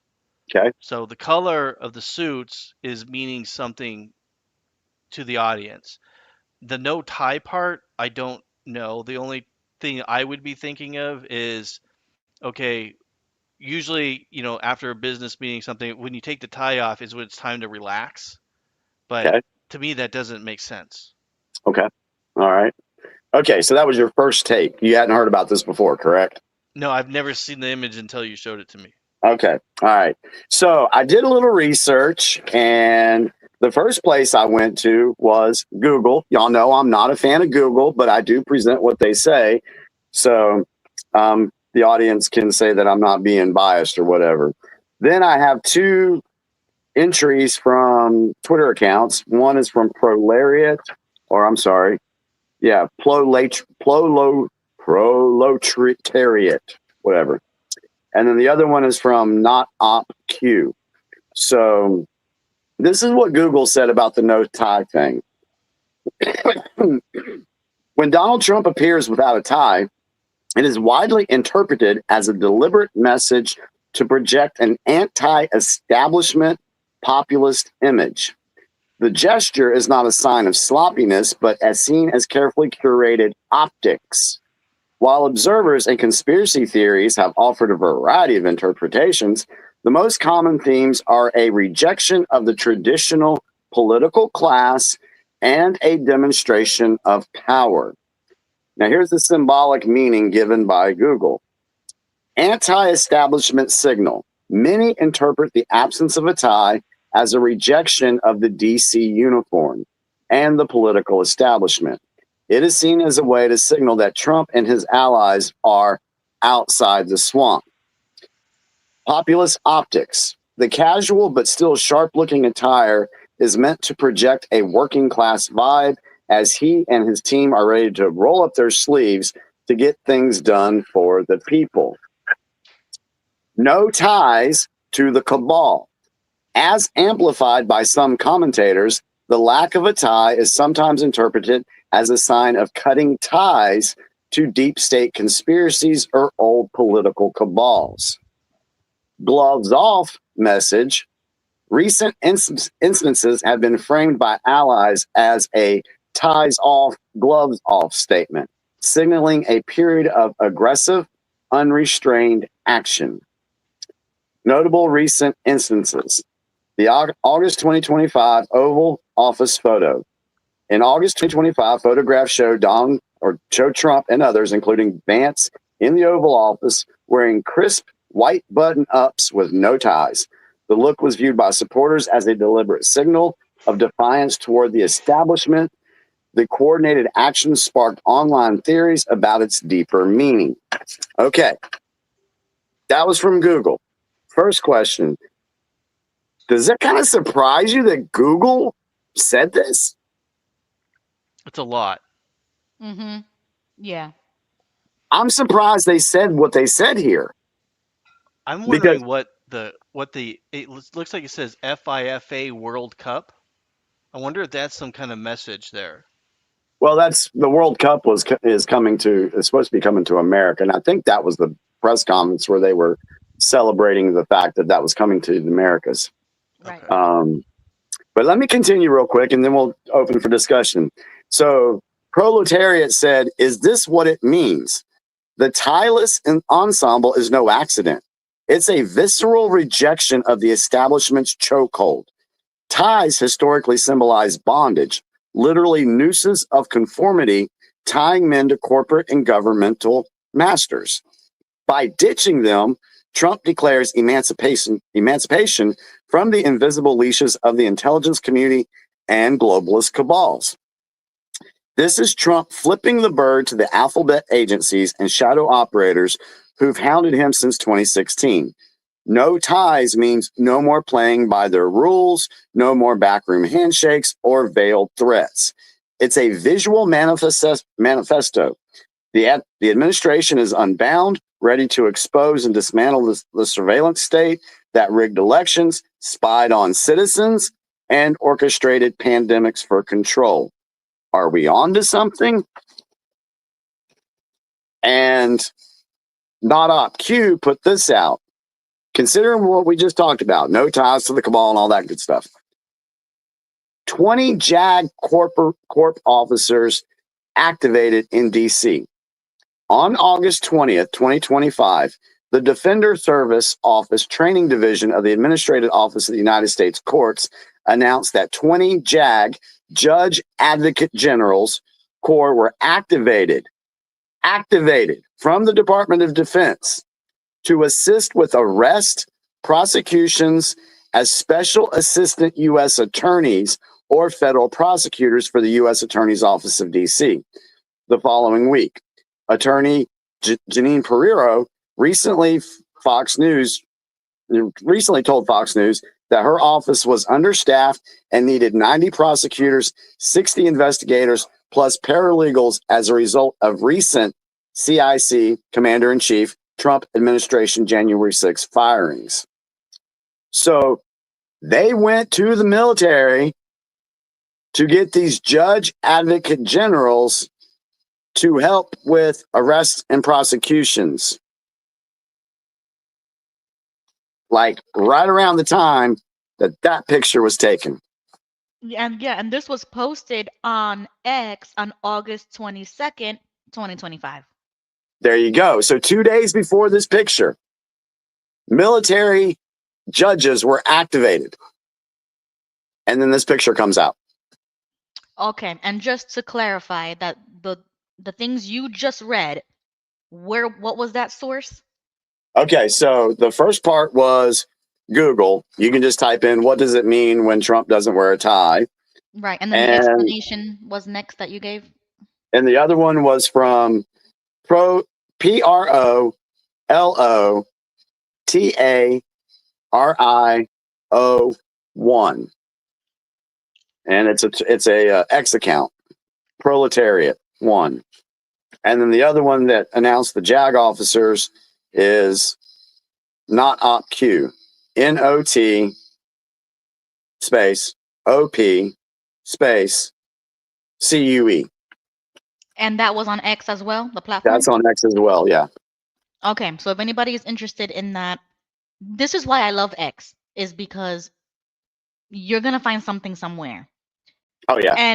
And my like philosophy, I guess, is that I'm not so necessarily like hardcore trying to prove if something is true or not. I'm just open-minded enough to read everything and then I decide for myself. Yeah. Yeah. So if you're interested in that, or if this like woke something up or piqued your interest, do your own research, find your own sources, and then see what you come up with. Because to me, if I'm looking at something like this, I of course I read the comments, but what did I do? I called Jimmy. I said, "Hey, do you know what this is about?" You see, it triggers conversations and other like sources that's not from a college or a an encyclopedia or something. You know what I'm saying? Well, Like I love it like this. I'm glad you did that because I wouldn't have known because that was in August. We weren't really doing much in August. We weren't keeping up with everything. And the 20 JAG officers being activated, I would have missed. That's huge. People do not know how huge that is. So what did you think about the explanation, Bo?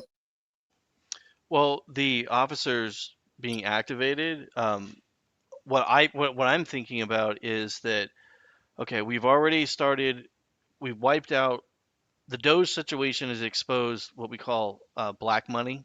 Yep. And so that black money, this is something we talked a long time ago. First, you got to bankrupt the Dem party, then you got to get the black book money, and then you need to get the money that's coming from the other source, which was the cartel. Now that they've starved them of their money, they're going to become more desperate. They're going to make mistakes, and it's going to be easier to get them because now people are going to be like, judges are going to be like, oh, am I going to risk my job to take this bribe? Wait a minute, you guys are broke and you have no money. Yep. I think that they're going to probably start preparing to fight. I'm going to call them just the woke because I don't have a better term. But we know that every time he does something, what's happening? We're having a certain judge trying to go out there and say that he's committing some kind of crime against, which is completely false to delay things.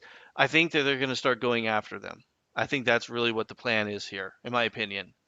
They're going to finally start preparing for arrests because if you can't control the DA and you can't control, because the way it works is police station would say a chief, then the DA, and then one judge. Because that situation in California where there's that one judge that happens to get every single case that involves a certain church.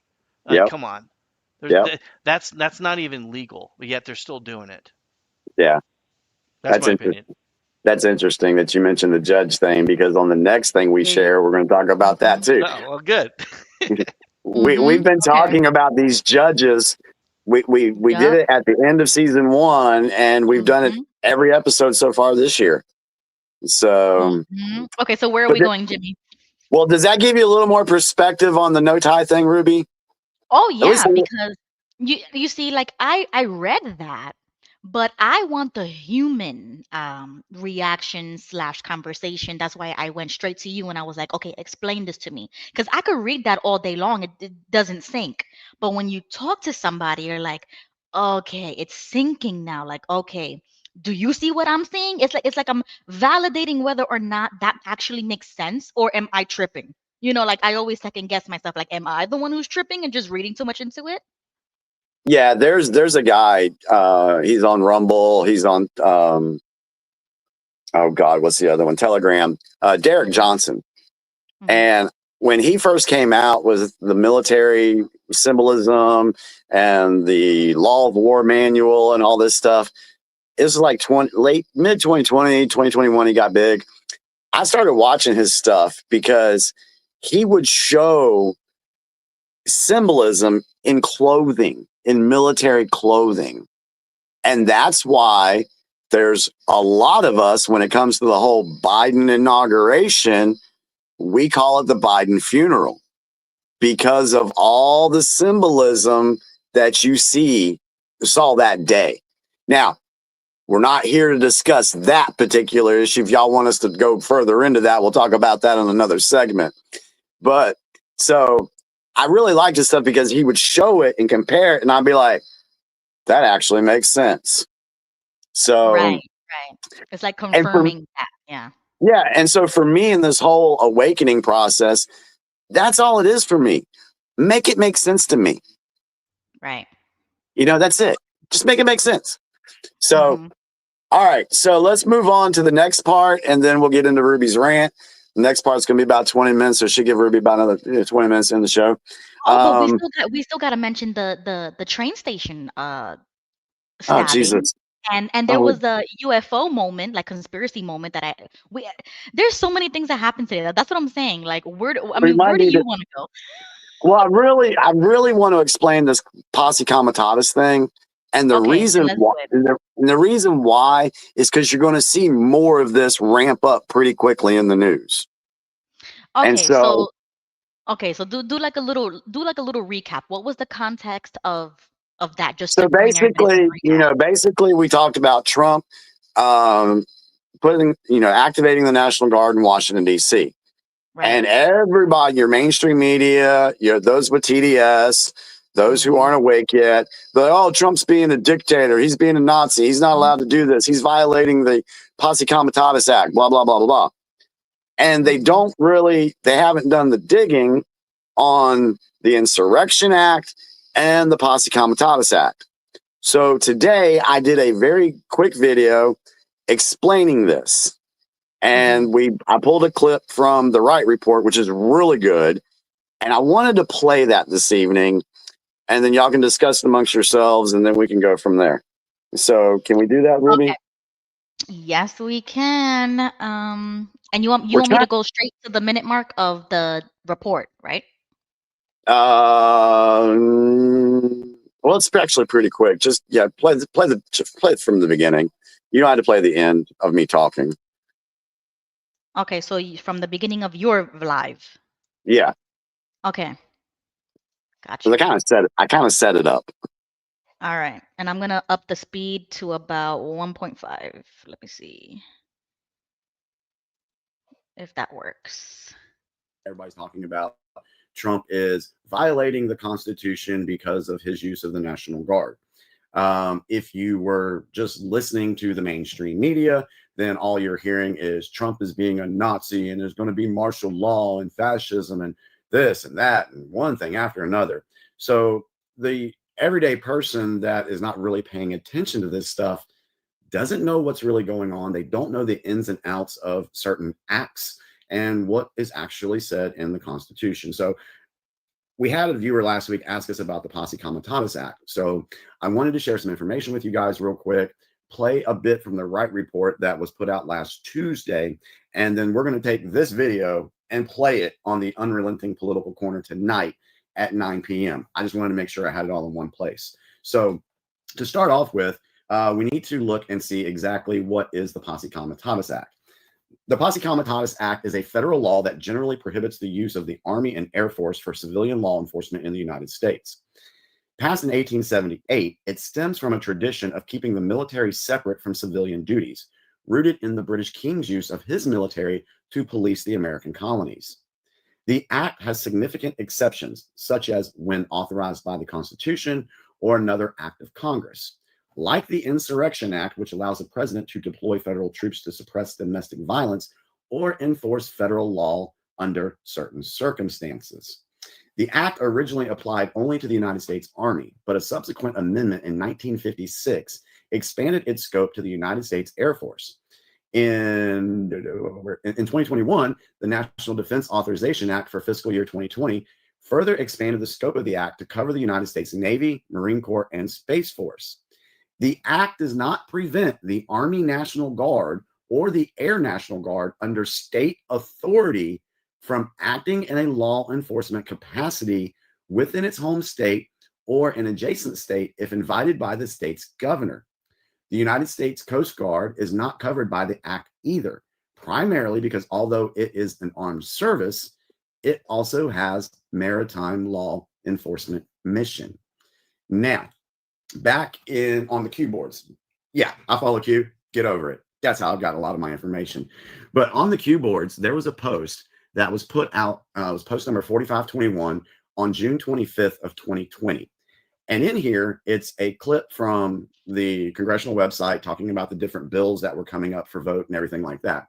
So HR 7297, they wanted to amend Title 18 United States Code to prohibit the use of an armed force under the jurisdiction of the Secretary of Military Department as a posse comitatus or otherwise to execute the laws and for other purposes. Well, guess who the sponsor for that bill was? Any guesses? Does pencil neck ring a bell? It was Adam Schiff. Now, the following part of that post says this: worth tracking. The Posse Comitatus Act, 18 U.S. Code, Section 1385, an original intent of which was to end the use of federal troops in former Confederate states, prescribes the role of the Army and Air Force in executing civil laws in states. Key exceptions to the Posse Comitatus Act. Pursuant to the presidential power to quell domestic violence, federal troops are expressly exempt from the prohibitions of Posse Comitatus Act, and the exemption applies equally to active duty military and federalized National Guard troops. What is Adam Schiff trying to prevent? Everything you are witnessing, past and present, future, centrally revolves around the presidential election of 2020, when by any means necessary, self-preservation. All right, so did this attempt by Adam Schiff succeed? Adam Schiff's 2020 attempt to amend the Posse Comitatus Act as a standalone bill, HR 7297, the strengthening the Posse Comitatus Act of 2020, did not succeed. However, a similar amendment to expand the act's coverage was later included in the 2022 National Defense Authorization Act. So here are the key details. Failed. Schiff introduced the bill in June of 2020 following the Trump administration's response to protests. The bill was meant to expand the act to all armed services, but it did not advance in the session of Congress. I wonder why it didn't advance. Now, we've also had a 2025 case. In September of 2025, a federal judge, now, if you've been watching the Unrelenting Political Corner, we always talk about every week that there's a federal judge doing something to try to stop what Trump's doing. So here we are again. A federal judge ruled that former President Trump violated the Posse Comitatus Act by deploying National Guard troops and Marines for domestic law enforcement activities in California, finding no valid legal exception to justify the deployment. Here are, expansion to other military branches. A 2022 amendment expanded the reach of the act to include the U.S. Navy, Marine Corps, and Space Force, strengthening its overall coverage. Here's the exceptions. While the act is broadly prohibitive, there are specific instances where military force can be used for civilian tasks, such as responding to natural disasters, enforcing certain federal laws, or in cases of an insurrection under the Insurrection Act of 1807. Let's go back to enforcing certain federal laws. Wouldn't that include immigration laws? Illegal immigrants? Would that be an exception that would allow the National Guard to do what Trump's wanting them to do? So, questions that folks need to ask themselves. Now, let me go ahead and play. I can't see the comments. It's so small, guys. But let me go ahead and play the right report. Now, this was put out last Thursday, and I love the way this guy explains stuff, and I hope you guys enjoy it too. So, and then I'll just give my final thoughts after the video is over. So let me go ahead and play this.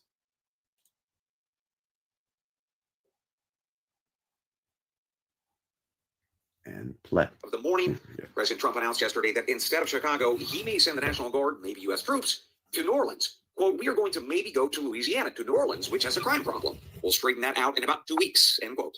Now that is a shift in focus for the White House. The president has suggested that Chicago or Baltimore might be up next after Washington, D.C. But no, said Trump yesterday, quote, if we go into Baltimore, we can straighten that out very quickly, but I think we are pretty much waiting until we get asked, end quote. Wait a minute, what? What gives? Why wait? And now why New Orleans? Well, as the Christian Science Monitor is reporting, it has to do with probably something called the Posse Comitatus Act of 1878. That restricts the use of federal military personnel from engaging in domestic law enforcement activities like arresting folks or searching and seizures. The goal in drafting that old law back many, many years ago was to avoid federal troops imposing DC's will on states and their residents. To which you might be thinking, well, that should then prevent the president, any president, from ever deploying the troops to cities like New Orleans, right? Well, no. There are some exceptions to this old law. One that you might hear about is a U.S. law or code called Title 32. That allows for a President Trump, in this case, to use National Guard forces to undertake a federal mission with federal funds, but under the control of a governor. So, for example, we could have a case where Texas Governor Greg Abbott tells Trump, hey, I need your federal forces, and send them into a sanctuary city like Austin, because the city's mayor there is a Democrat who is refusing to execute or impeding federal immigration laws. So that is a good use of Title 32, and it probably explains why Trump wants to go to Louisiana and New Orleans and not Baltimore and Maryland. Louisiana's governor is a Republican named Jeff Landry, while New Orleans mayor is a Democrat, Miss LaToya Cantrell. Using these Title 32 authorities, President Trump and Governor Landry could work together and lawfully to deploy various National Guard troops to New Orleans to combat, say, crime or round up illegals and so forth, no matter the protests of that Miss LaToya, the Democrat in New Orleans. But folks, that doesn't mean that President Trump couldn't go into, say, Maryland or Baltimore with the law on his side. He's got something called the Title 10 authorities as well. Those allow for the National Guard or active duty troops under federal control to go into a state, despite a governor's opposition, for one of three reasons. First, to quell a foreign invasion. Second, put down a domestic rebellion against the federal government. Or third, the president is unable with regular forces, say ICE officers, to execute the laws of the United States. And that is the legal rationale that President Trump used to send in the troops and the Guard to Los Angeles. As the White House said over the summer, we had a governor, Newsom, and a mayor, Ms. Bass, who were refusing to assist or blocking enforcement of federal immigration laws. So for these Title 10 authorities, it means that federal forces or guardsmen can assist other federal personnel, like ICE, to help round up illegals. Now, most observers, even at, say, the liberal outlets like the New York Magazine, they have reported that Trump was and remains within his authority to use these Title 10 laws or authorities in the way he did. But not all people believe that. We might remember there is a far-left Democrat judge in California who has now ruled twice that Trump went too far with his use of Title 10 authorities. His name is Judge Breyer, and he has gotten smacked down at least once, in fact, over the summer at the Ninth Circuit Court of Appeals. But this week, he announced that he's going to try again to stop President Trump. The White House is appealing his Tuesday ruling as well, and odds are it won't stand should it get to the Supreme Court. Still, using Title 10 authorities can get into tricky legal ground, especially if the White House moves away from using troops of the Guard, from executing federal immigration laws, to, say, fighting crime in general. Lawyers debate about various scenarios where maybe Trump could fight crime in general using these Title 10 authorities, but it's pretty dicey. And that, ladies and gentlemen, appears to be a big reason for why the White House and the president said yesterday that maybe he'll wait for the Democrats that run Maryland or other blue states to invite him in first. That would then allow President Trump to invoke his Title 32 authorities versus his Title 10, which would put him on much steadier legal ground. So with those facts and data, let's now pivot to analysis and opinion. And I will start with this. Whether you like the president or not, he has done a pretty good job of staying on the right side, or the cleanest side of the law on these National Guard deployments. But even if it is legally acceptable, there is a separate question this morning of whether it is politically smart to do. Now, of course, Democrats say no. They're calling this a case of Nazi America that's firing up their base. But I think for reasonable people, most reasonable Americans will support President Trump's crackdown on crime so long as it's tailored and compelling. Well, remember that the Associated Press put out a poll last week that showed that 81% of us think that crime in this country is a major problem, specifically in America's big cities, And that 55% of us say that sending in the National Guard or the military to assist local law enforcement is a pretty good use of personnel. The key, though, there is the word assist.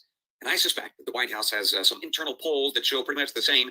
And that is why the president is being very careful not to go too far or in a too heavy-handed kind of way, just providing assistance, not dominance, in other words. But that line and that debate, it's a tricky one.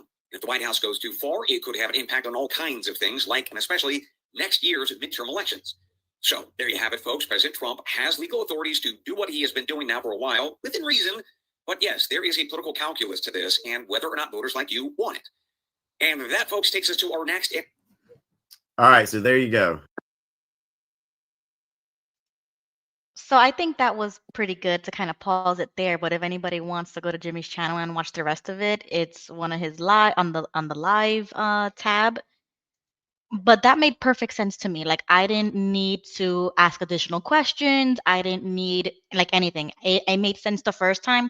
Let me know if you guys in the comments are still confused about that or if that's still tripping you up. But to be honest, I don't see a problem with it. I don't see an issue. Everything was explained. It was within the legal realm of what the president can do.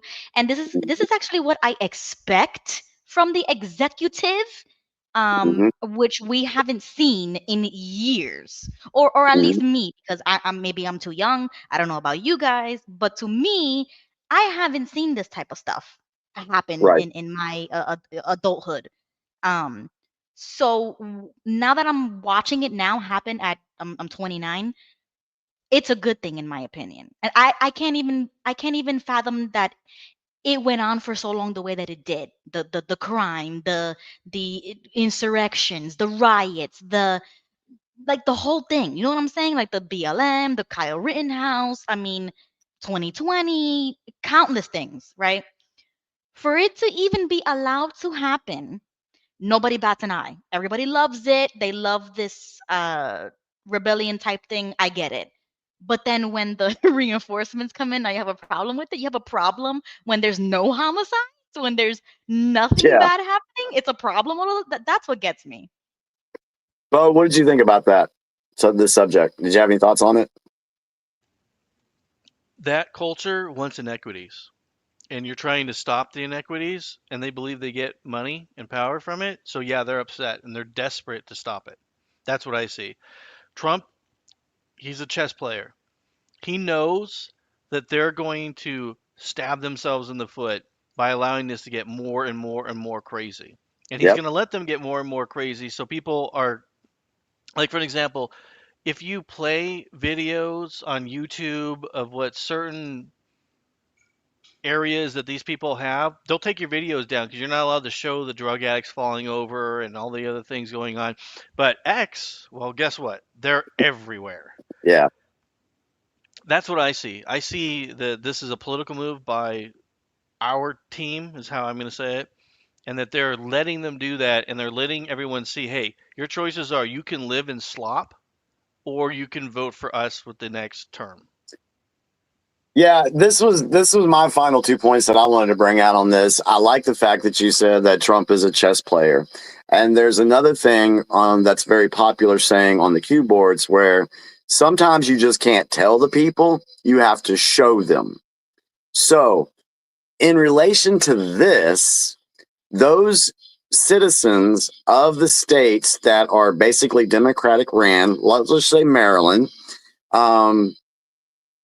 he's going to wait for them to ask him to come in. And if they don't ask the president to help solve the problem, what are the citizens going to think about those in leadership? They're going to be like, hey, we got all this crap going on and we need you to do something. And they're not doing anything. So the people are going to be shown the corruption. At the end of that video, I listed the 17 different cities that you're probably going to see the National Guard in. And in one of the comments, somebody said, hey, Pittsburgh's not on that list. Send them here. So that just tells me that's just one citizen in a city that wants to see their government officials doing the right thing, but they're not. So when you see these officials not doing what they need to do to protect the community and the people, then you vote them out, of course. The second point that I want to say to this is the immigration, that is a federal law. So Trump has every right to go in and take care of what needs to be taken care of. What do the Dems and rhinos use as votes? Illegal immigrants. Mm-hmm. So you get rid of them. That takes away their voting base, a part of their voting thing, and their cheating apparatus. Now, does it make sense why some of these people are so pissed about this? Mm-hmm. So that's my take on that. So hopefully, whoever asked me to look that up, hopefully that all made sense, and you know a little bit more about the Posse Comitatus Act.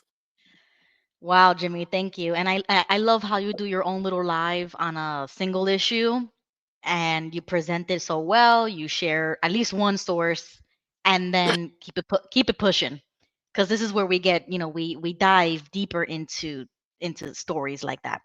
See, So, I think. Sorry, mhm, Ruby. Sorry, I apologize. go ahead. I like doing that, and because during the week things will hit me, and I'll be Right. like, "Ooh, I need to talk about this Tuesday." And I'm Mhm. like, by the time Tuesday gets here, I'm like, oh, well, I ain't really got anything, blah, blah. So I might do, if y'all like that, as things hit me Yes. during the week, I might just jump on YouTube live real quick and be like, hey, this is the part of the show we're going to do next. I'm going to put on next Tuesday. Here it is. So y'all get Yeah. a sneak peek. Yeah, I love Can I it. ask you? So, yeah, go ahead. Oh, sorry, Ruby. I was gonna ask you, is there any chance, Ruby, you guys could? I know you guys' time is running down, but can you guys do the UFO thing, whatever that is? Yes, because that was insane. Did you see the video? I don't know what it is. That's why I want to know really bad. I'm like, what is this Okay. UFO thing? So Sorry, it's a I big ask. think, okay. No, that's fine. Okay, so this was 7 hours ago, surprisingly. This was happening. I think it was live, and then it kind of blew up on the internet.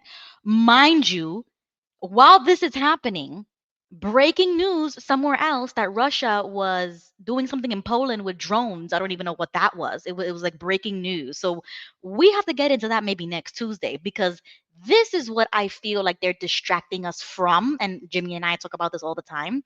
So this is what happened. And this is the title: UFO hit by Hellfire missile, and it keeps flying. So it literally splits the missile in two, and nothing happens. And I'm like, what? So this literally happened right before the show. And I'm like, oh, I can't wait to go live because we have to talk about this. All right, so I'm going to play the clip and you guys let me know. We're going to discuss. Get ready, everybody. Admiral Gallaudet, Lou Elizondo, and Mr. Gold, and the many others that have come forward. We hear you, and it's time that we, enough is enough. It's time that we take action. Look, I'm not jumped to the conclusion that I believe that there are, aliens coming from another planet. But I'm open to that. And I think that it's our responsibility, especially when we're seeing that we have a government that is actively blocking information from us. Just last night, I tried to get an amendment onto the National Defense Authorization Act that fit in the germaneness of that bill to have UAP disclosure. And conveniently, it was named non-germane, mostly deemed by staff, not even an elected official. This is the kind of stuff that we repeatedly see. Last year, we were blocked by someone in House administration from being able to receive a full briefing from Arrow. So not an elected official, but someone in staff blocked us. And I've had it. Enough is enough. I want to cue up a video that I've been given. And as before it starts, I'm going to describe, this was taken October 30th of 2024. This video is of an MQ-9 drone tracking an orb, or this object, off the coast of Yemen. You'll see that another MQ-9 launched a Hellfire missile. That you cannot see that drone, and so I'm not going to explain it to you. You'll see exactly what it does.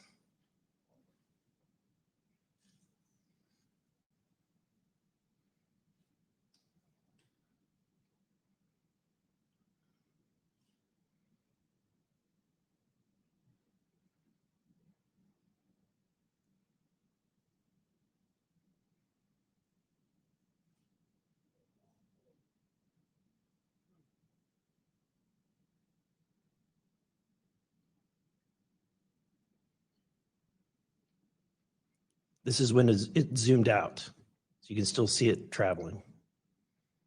You see that, right? It's Yeah, I just see a it. ball. Like, what is that?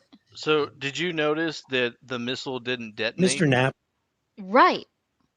So that device is using some kind of EMP because it's knocking out the missile's internal system that tells it to explode. I'm telling y'all, I don't think a lot of people are ready for these rabbit holes. But this goes right along with what I was listening to from the Galactic Federation channel, because they talked about that these folks, I guess you could say the Galactic Federation, I know it's hard for people to accept that, said they actually have power to stop some of humanity's weapons. For example, like the nuclear weapons. And so, is this technology, is this something that they're capable of doing, is negating military's weapons? Don't know. Possibility. But Bo, can you repeat that one more time? You said that it didn't have the capability because it didn't detonate. Can you repeat that one more time? So looking at the video, what I saw is the missile hits. It doesn't look like the missile explodes. It looks like the missile just ricochets off the device. So what I was saying is the device itself probably is emitting some kind of wave, which is going to wipe out the circuitry to keep it from exploding. The other thing is obviously whatever material it is has to be extremely dense and powerful to withstand a hit and not go down. The other thing it could be doing, in my opinion, is it could be using some type of anti-gravitational shield, which would mean that obviously it looks like it's hitting, but there's actually a gravity field around the device that is going to negate that damage, or however you want to rephrase it. Right. I agree with you because I mean, when I used to like go down these like YouTube videos and stuff like that, all of Hmm. those terms have been said before. Like people explain this over and over again. It's just that the majority of people don't believe this type of stuff because they just don't. I don't know if it's a religious thing or what, right? And you guys already know if you've seen my alien episode, I don't believe in it either. I say that those are demons, I don't believe in that stuff. But in this video, you see the missiles going. It's it's that UFO that bangs into it somehow and it Yeah. keeps going like nothing, like the Incredibles. It just keeps going. You know what really goes to mind when I see this Mhm. is so during World War II, there was an unidentified object that I believe was over California that the United States government thought it was the Japanese and opened fire on it. And Mhm. the largest amount of ammunition ever fired in the United States history at a single target was that target with no damage done. And their Mhm. explanation is it was a weather balloon and they missed. Oh I my mean, as God. insane as that is, and that's what I think of when I see that. I'm like, okay, so obviously, whatever it is, and we don't know what it is, because Mhm. I'm going to be honest, Ruby, I would have argued against what you said, would say a year ago, but after the incident with the thing that landed in the backyard and the police officer situation, one thing I noticed is, do you know what I'm talking about, by the way? Is you familiar with this? The landing that took place that the police officer like spoke that he saw. I'm not familiar with that. Well, I guess it's gonna be hard to explain. So it's one of those things that happened like a couple years ago, Okay. where there's a Spanish family and something Oh, landed in wait, their I do backyard. remember that. Yeah, And, okay, so and you know where what I'm did where talking did about? where did it happen? Where did it happen? I don't know. I can't recall. Ah, okay. All right. So I'm I'm gonna have to look sorry. it I up wish later, I. but go ahead. Yeah. But anyways, Mhm. what I was gonna say, just make it fast, is it was all over the news, and they would talk about it, and they would say how the creatures they left or whatever after a while. What I found is I was really into this. I watched all the news segments that talked about it, and there was a part that every single one of them cut out. And the only reason I know they cut it out is because I watched the kid talk about it, and he said when they're in the house, when the aliens are trying to rip open they're on the ceiling and running around, they said that they gathered around and prayed, and when they prayed, the creatures screamed in pain and left. And no like UFO documentary ever played that part. And the only reason I knew about it is because the kid put on his own social media and said, "Everyone is hiding this part, and I want you to know." And then he said what had happened. And I What? went, and being an atheist at the time, I went, "This doesn't make sense." I went, "Is it true that they hit it?" And so I went to, I think it was about 8 different news stations and watched it. And sure enough, whenever it got to that part, they all cut it. Wow. Wow. And No that was something that I way. thought was really, really bizarre. And I didn't really have an explanation for, because I was like, why would the UFO community, even they were doing that? Mm-hmm. And I went, well, that's really weird, because that's a pretty important fact that I think that people should know, especially when you Mm-hmm. have a weird story like that. But that's Right. my opinion. Well, that gave me goosebumps. Like all my hairs went up. I hate this kind of stuff because it does trigger the spiritual realm, like supernatural or alien stuff. So for me, I don't touch it. I don't go near it. I tell Jimmy sometimes I'm not mentally ready for it. Like, don't bring it up. But this was crazy because this happened today, like 7 hours ago, literally. And while all of this is going on, like I said, there was a major news distraction with Russia and Poland. Something's going on over there. They're shooting stuff up. I don't know what it is. And that NATO is getting involved. And then that was a whole that's a whole nother conversation that we have to have.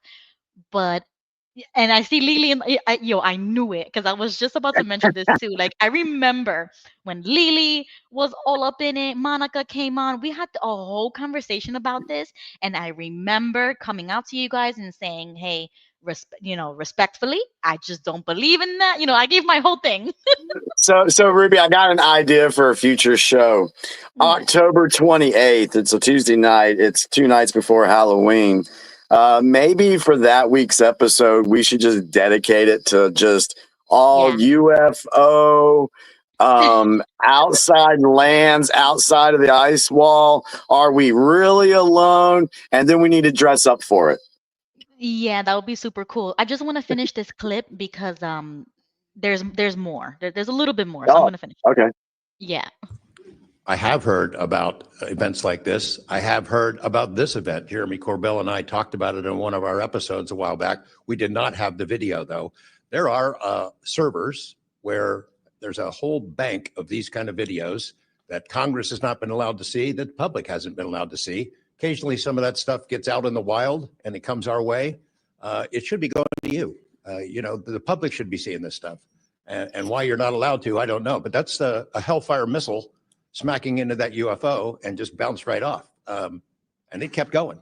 It kept going, and it looks like the debris was taken with it. Yeah. What the hell is that? What So what again, flies like that? again, I'm not going to speculate what it is, but the question is, why are we being blocked from this information?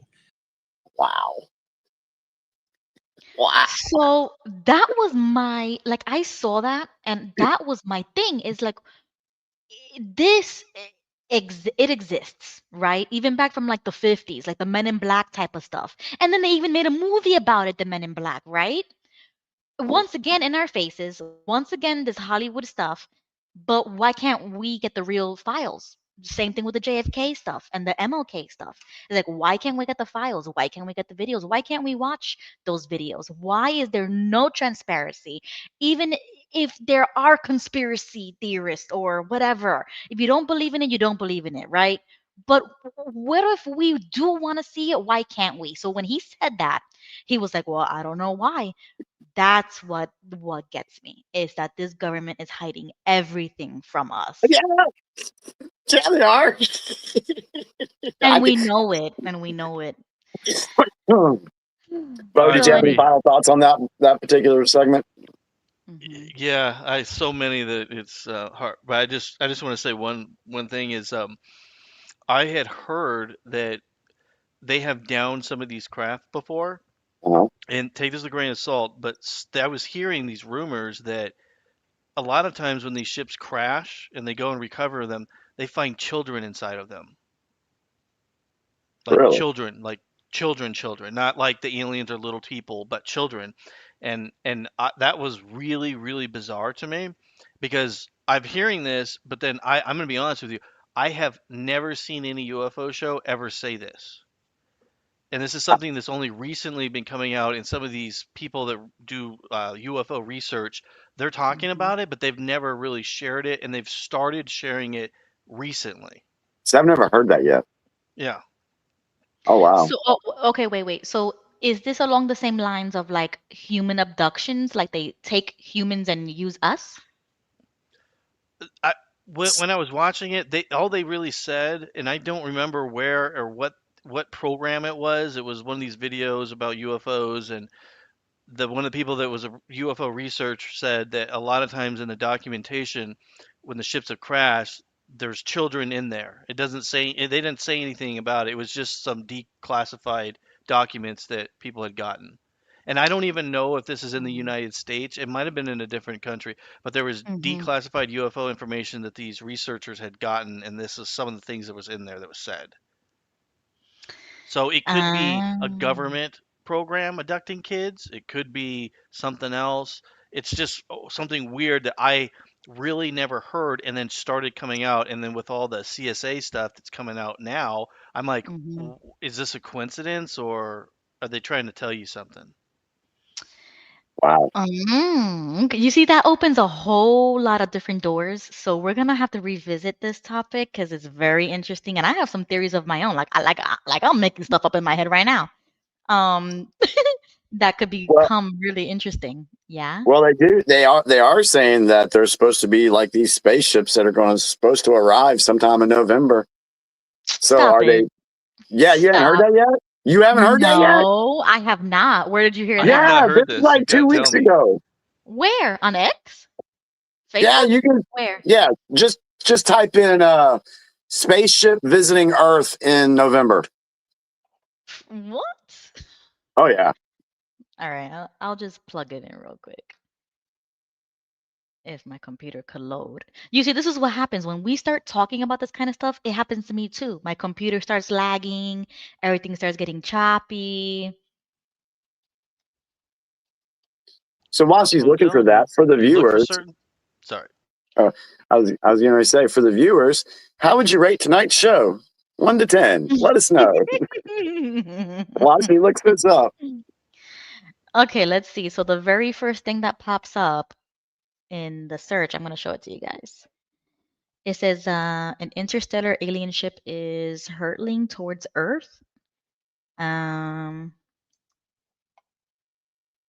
let's see. Okay, this is talking about a This is an comet. asteroid that's in the shape that they believe is not created naturally.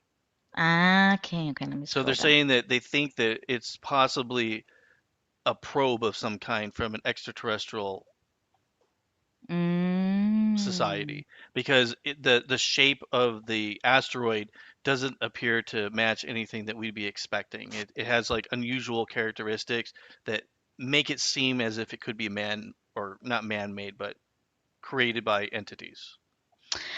Okay, so yeah, Jimmy, it says between November 21st and December 5th, 2025. So I have not seen that. This is a first for me. You know what? I like the comment that JG just put up. Seriously, I don't hear any of these topics on CNN. JG, that's because my friend, we are the news now. Yeah. Okay. So that was really interesting, but we got to shift gears really quickly. It just literally turned midnight, but just give me like 20 more minutes. Take it away, Ruby. Okay, cool. Because I got to give it up to Thrifty. She put an update, and I mentioned this last week, but we didn't have time to bring it up. But there is an update on the woman, we talked about this, who allegedly called a child the N word. And we were talking about Oh free yeah. speech. Okay, so yeah, you remember her. So Yeah. here's the update about that is that she has been charged with 3 counts of disorderly conduct by the Rochester City Attorney's Office after calling a black child the N-word for stealing from her child's diaper bag. Okay. So that was just quick update about that. If you want to revisit our conversation about that, you're going to have to go back to season 1 and find it because I have no clue which video it's in, but we already spoke about this. Um, okay, now we're gonna shift one more time because we gotta talk about this. If you have not already seen this, let me know in the chat. Have you guys seen the attack that was Uh, on the train? yeah. Does anybody remember what state this happened in? North Carolina, Charlotte, hour and a half Wow. from it. Wow, really? Okay. Yeah. And we So have then a Jimmy, go ahead. Give me since you're there already. Go ahead. So Give me your basically, you take. have a guy who has been arrested prior 14 times, has been let out every time. We have a Democratic governor here in North Carolina he was pushing for no cash bail, bonds, or whatever, letting these people just go. I heard on the Right Report this morning there was more detail on this guy. He was mentally ill. His family for years have been trying to get him to get into some type of seek mental help, get him into a program. Institution or something, yeah. Yeah, the family was pushing for this, but come to find out that the city of Charlotte got a 3.3 million. I want to say million, but something says I'm going to say million, but some grant from a organization that was fighting to keep people from going to jail and basically supporting the criminals. So they got this grant money. So that's a whole nother subject. So this guy should not have been out. And then he goes and stabs this poor woman 3 times in the neck. There's a video showing him after the stabbing, and man, it's heartbreaking, guys. She is literally sitting there. I'm getting chills. In shock, and no one is helping her. I don't one. even think they realized what just happened. Like, not even she knew what hit her. She was just sitting there. She was sitting there and she in bled shock. out. And this is the part that kills me. Okay, so you had the whole uproar about Daniel Penny 2 years ago when he went and restrained somebody, and there was all over the media, all over. And the media is not touching this at all because why? It doesn't fit the narrative at all for them. And this stems right here. This goes beyond race. This is what we talked about last week, that there is a mental crisis in this country that needs to be addressed. And I'm so thankful that we talked about that already, because it's like we don't have to repeat that. You can go back to the other episode and see what we said. And I literally brought that up. It is the root cause. These are just the symptoms, but the root is the mental health crisis in society that this government is just allowing to just fester. But thank you for bringing that up because it was in the picture. Because the Daniel Penny situation, that man also had mental illness. It was obvious that it was never about race. It was mental health issues. But the media wants to make it about a race thing. Exactly. And Because get they you don't want to emotional for address no reason. because they don't want to address the issue. Because Exactly. if they were, don't want to acknowledge it. because if they were to address the issue, do you know how many of their agendas would just completely collapse overnight? Yeah, but they're ignoring it. Like it doesn't matter blue or red, Democrat, whatever. You're still ignoring the problem, and it's not a political problem. It's mental health, and it's a society thing. You should be able to be on the train and not get stabbed. You know what I'm saying? And in America, 2025, we're still dealing with this type of crime. There's a low trust society, and you have to be always looking over your shoulder. And this is America. So go ahead. I was going to Because say I'm about to go somewhere. Go ahead. at the end of my video, I talked about the different cities that the National Guard was going to go into. Yeah. Charlotte is one of them. Good. And I know what's about to happen. It's like they're giving it to Trump right now. You know what I'm saying? Like even if you were against this stuff is happening and you can't defend this. Like you would not be able to defend Trump not doing something about something. You know what I'm saying? Like he's a proactive president. I saw a meme because the woman, she is from Ukraine. Yeah. Oh, yeah. And the meme said something about where's all those Ukrainian flags that people were putting on their bios Where's all those flags for this lady? Zero to be seen. Okay, can we dig a little bit on that, because I was gonna go there. So this is the thing. She comes from Ukraine, right? Where there's a literal war going on, and she gets stabbed in a train in in America. What is that? So this is what I said earlier. I said this is why we have to stop this crap. We need to. I don't even care if you legal or illegal. We need to have a hard stop and fix the problems here first. Because how are you trying to seek asylum and you die here? Obviously, it's not a safe place. So why are we like acting as if America is, safe and well, and bringing people in here, pretending as if it is safe, and they're dying over here?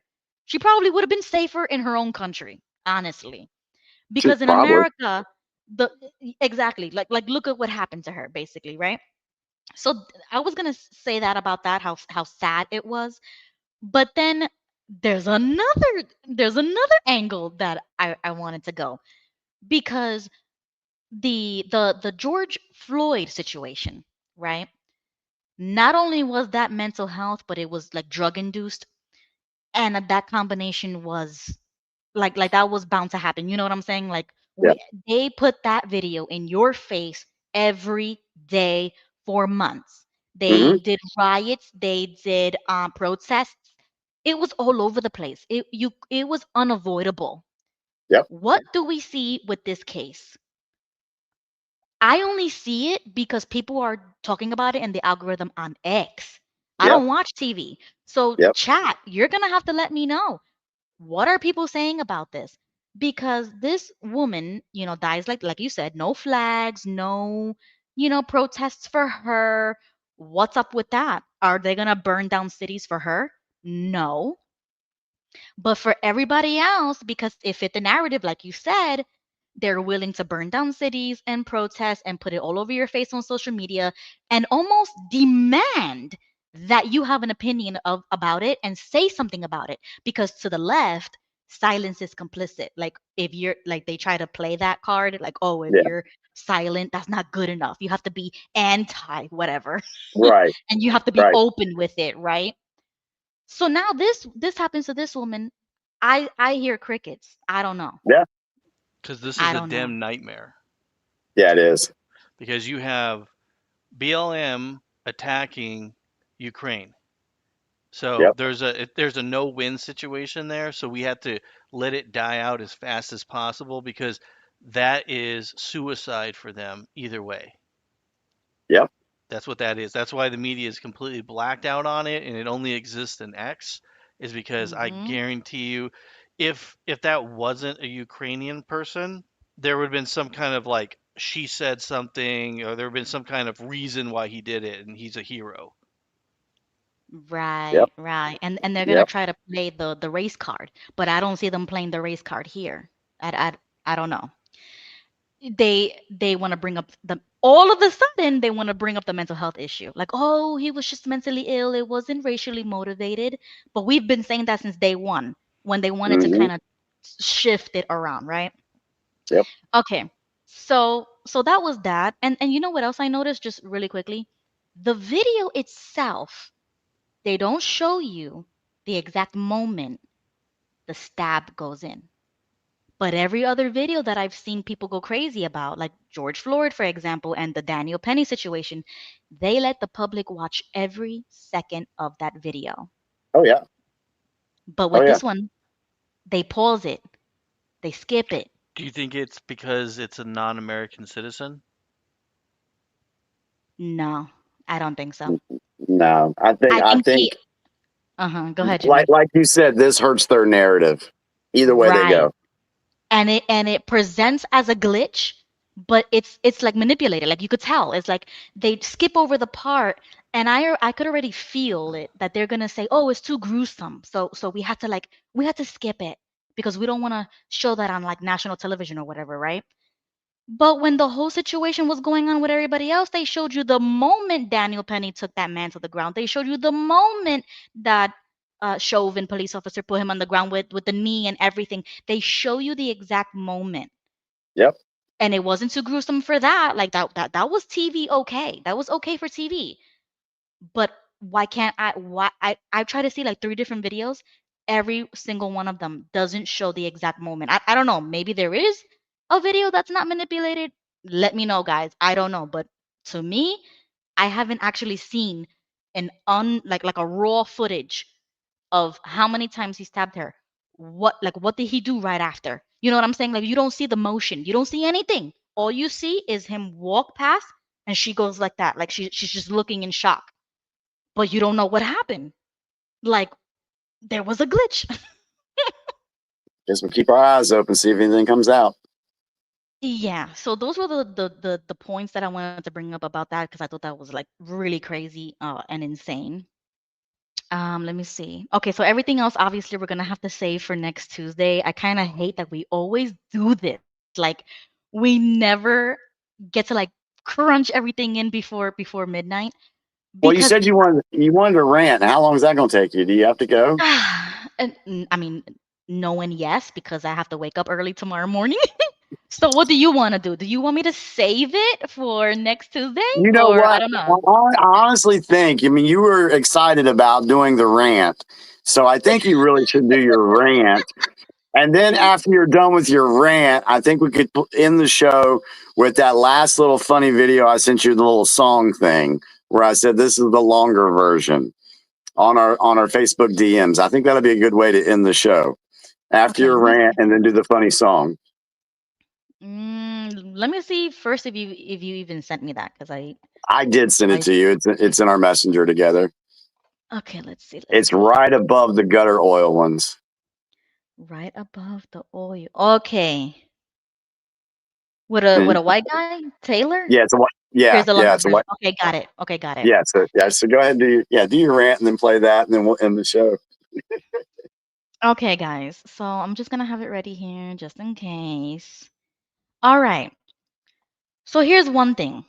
If you've been watching me for a long time, you already know how I feel about people in this country who don't assimilate or they're legal or illegal immigrants. You guys already kind of know, like, that doesn't really matter to me. I don't care if you're not American or if you don't speak English, then what are you doing here, right? So that was one of the things that happened to me this week. I guess it was like solicitors or something, and somebody knocked on my door and I opened it. And this woman is speaking to me in Spanish. And I answered, to her back in English. And then she kind of notices, like, oh, you don't speak Spanish? And I mean, she's telling this to me in Spanish. And I told her no. And then she continues on with her presentation. And I'm still looking at her like, what are you saying? I mean, I understand Spanish because I'm Puerto Rican, but I'm just standing at the door like, I just told you I don't speak Spanish and you're still talking to me as if I understand what you're saying. Like, what if I didn't understand what you're saying? You're just talking to me at the front door like, hello. So I let her finish her thing and then she tells me, oh, so and so. And then she says my last name, like to make sure that she's speaking to the right person. And I'm like, yes, that's my last name. And my last name is a Spanish last name. And then, like I told you, Jimmy, before we started, I'm like, so the stereotype is that just because I have a Hispanic last name, you assumed that I am fluent in Spanish and that I understand what you're saying. But once again, we're just standing here looking at each other clueless because I don't know what you're saying, but you just keep on talking. So after that after that interaction, it really got me upset because we talk about it on the show all the time, but when you're dealing with it in real life, that's where I notice the how annoying it could become. You know what I'm saying? Like I'm not anger like angry like that. No, I'm not.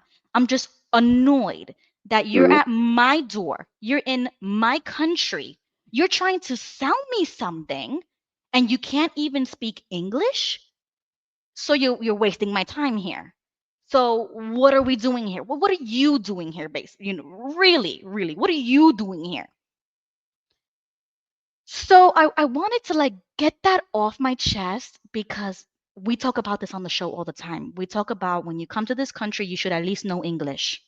When you come to this country, you need to assimilate. When you come to this country, you should be wearing, you should be wearing that American flag on your freaking heart or on your arm or something. You know what I'm saying? Like, Hmm. so that was just really annoying for me. But then I want to compare it just really quickly because I got my nails done at the nail salon, right? Hmm. And usually they're Asian, right? And they're Yeah. speaking their language to one another. Now, here's the difference that I make it how that's not annoying, but this one was because I'm willingly going to their place of business. So, how can I get upset that they're speaking their own language, right? They work there. This is their establishment. I'm coming for a service. As long as the service is good, I got no problem you're speaking in a different language. No problem at all. So, that's what really got me.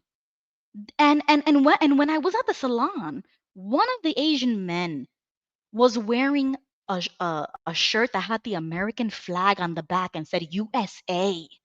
Oh wow. And and yeah, I mean, they were, full blown Chinese, full blown speaking their language.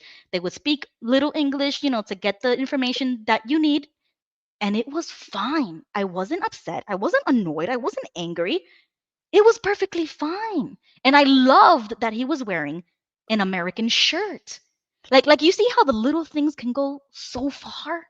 And Yeah. how these two instances are so different yet so much the same? You, Like am I tripping? Or like is it me? Or can you understand where I'm coming from? well, I think the fact that people that come over to this country, they should be able to speak English and assimilate to the country. We talked last week about the American citizens that died on our highways because of a truck driver that could not speak English, and it cost some people their lives. You can go back and read that story. If you go to another country, you're expected to learn their language. You know, so I can see where it can be a little frustrating, especially that they assumed that you were going to speak Spanish because of your last name. They are assuming that. Right? Or because of the way I look, like in But real if life. you assume something about them Hmm. just because, then you would be deemed as a racist. Thank you. Because I mean, I didn't say anything. I just stood there waiting for English to come sooner or later, but it never did. So that was the Yeah. awkwardness. I was like, okay, bye. Like, I Bo, can't help you. You're from Arizona, so I know you have a lot of Hispanic folks down there. What's your take on this? Well, Or do you not have speaking one? English is so common here, I don't even really notice it. I'll be honest with you. What was that? I'm sorry. What did you say? I said it's so common out here in Arizona that I don't even think about it because you go certain areas in Arizona, you just expect them not to speak English. Wow. There you go. So it's already normalized. You see, that's a Yeah. problem for me. Like, that's an issue. As an American, it shouldn't be normalized. And that's just me. Like, I feel that we already have gone down that road, that slippery slope, that it's irreversible. Maybe, I don't know. But to me, it's just unacceptable. Like, It you goes should back. know. It goes back to our first episode of this season where we talked about culture wars and how this has been the deep state's plan is to come in. How do you take down a country? You destroy its culture. And by normalizing, like Bo said, everybody's just used to it. That's what they want us to be. They want us to be used to this. No, you should be freaking speaking English in this country. Sorry. Bo should not have to be like, yeah, you go to parts of Arizona, you just expect it to happen. No, that's unacceptable to me. Right. So that was one thing that I had a real life experience with the things I actually talk about in a ideology perspective on the show, but then I actually dealt with it in real life and I noticed how like annoying it was. And that was the kind of the first time for me, like now that I'm politically awake, that 5 years ago I would have not batted an eye. Like it wouldn't even matter. Right. But now that I understand that it's not just surface level things as not knowing English. It's deeper than that. Like we talk about. It's the Yep. culture, it's the government, it's the society. It's a slope that you can't come back from, honestly, because America is already like destroyed in that sense, in my opinion. Yeah. So Go, anyways, go. Let's go ahead and mhm. play that last clip, and then we'll end the show. I had one more. I had Oh, one yeah. more story. Did you really? I'm Yeah, sorry. My bad. I yeah. apologize. So one more rant, guys. I'm so sorry. But I'm only 29 years old. So when I told Jimmy about this survey thing, and I'm gonna Oh, explain it yeah. because yeah. So let me know in the chat, guys, because you guys are probably older than me. When I was little, like in the 90s or early 2000s, when you provided a service or you had a job or whatever, it was never a requirement for your performance or something to be kind of like graded, or like using a metric system to see how well you did your job or whatever. Like back in the day, it was like, thank you, come again, all right, bye, thank you, and I never see you again. You know what I'm saying? Like that was it. The transaction is over, and you did your job. I got the goods and services. However, the transaction already happened. That's it. Nowadays, every phone call, everything is based on a survey that through 1 through 5, we want you to tell us whether or not the service was you satisfied? Did they answer all your questions? Like, what is that? So I wanted to Social leave you credit guys with score. that. Exactly. What Thank what did you. what did he say? They're preparing you for social credit scores. Ah, That's there what you it is. go. Social credit score. That's Oh, what it was. that's a good way to look at it. That's the perfect, because I was looking for That makes a sense. word or phrase, or like what the heck is that, because I started noticing, like with this new job or just in general, like Uber stuff or any type of service, right? They require you to do that star rating system based on how the customer service was, or like whatever the case may be, right?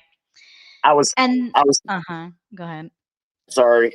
I was telling Mhm. Ruby when we were having this discussion that even if I go to Biscuitville and get a bacon, egg, and cheese biscuit, pay for it, they hand me my receipt and say, "Oh, by the way, there's a survey at the bottom of your receipt. We'd love for you to fill it out, and you'll get a free biscuit." Right. That's another one. What? Just I don't want to have to do homework when I leave Biscuitville. Exactly. But also but more importantly, to the person or place, whatever that is providing the service, because let's say you get a Karen or something and they rate you wrong, and now your boss has to, talk to you, or a warning, or they dock you, or you could possibly get terminated based on you didn't get enough scores, or you didn't get enough surveys, or whatever the metric system is, and now you're out of a job. Yep. Yep. That's a What good is point. that? That's a good point, Bo. I like that. That makes sense. So seriously, I want people to think about that, because this is 2025, and I gotta base my performance level on how somebody else perceives me doing my job, regardless if I did my job right or wrong. You know what I'm saying? Like, even if I did everything right and you don't get the right score, that still looks bad on your Yeah. record Yeah. as an employee. Because if you don't work for yourself, you don't have that luxury, right? So, Yeah. anyways, that was my rant that I had to deal with this week. It was like those two awakenings that really bothered me. And I'm like, I gotta talk about this. So So, mhm. speak to Ruby in English and don't ask her to take a survey. Yo, dead ass, because I'm sick and Even tired. though I do ask the audience, hey, how'd you like the show tonight? I don't do none of that. I don't care if you like it or don't like it. I'ma be me. I don't change for nobody. I don't bend, I don't fold, and I honestly don't care how people feel. Wow. Like, is it That's just funny. and I don't know if it's just me, or maybe I'm too honest with that fact. You know what I'm saying? Like, sometimes that could bite me in the butt, right? Maybe I'm too honest, or maybe I'm asking for too much, or maybe I'm not empathetic enough. Like, I don't know, but it bothers me, and this is why I have this show is to talk about it. There you go. It bothers me. Yeah. Anyways, But yeah, since we're in a giggly mood, go ahead and play that last clip. All right, let's play I it. thought you guys would like this. And I haven't seen this either, so I'm watching it live with you guys.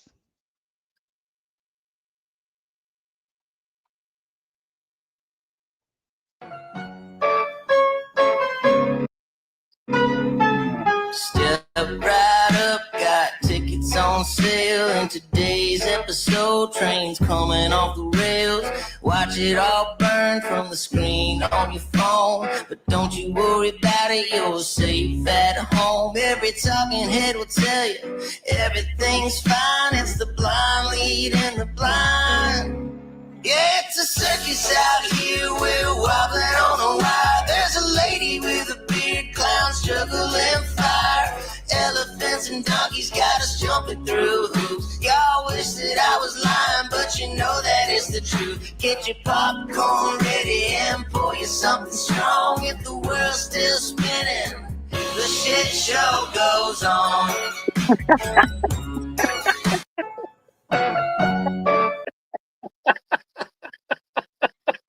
Do you notice, Jimmy, that I kind of do my silliness in the beginning and then you send me stuff and do it at the end? Yeah. Because I always kind of surprise you with that kind of stuff, and now you're surprising me with videos. I like this little tradition that we're All doing. right. We'll just keep doing what we're doing. Well, Yep. I'll just say final thoughts. I want to thank the audience. I want to thank John for coming on. Thank Bo for being here this evening. I hope they both come back, share more stuff with us.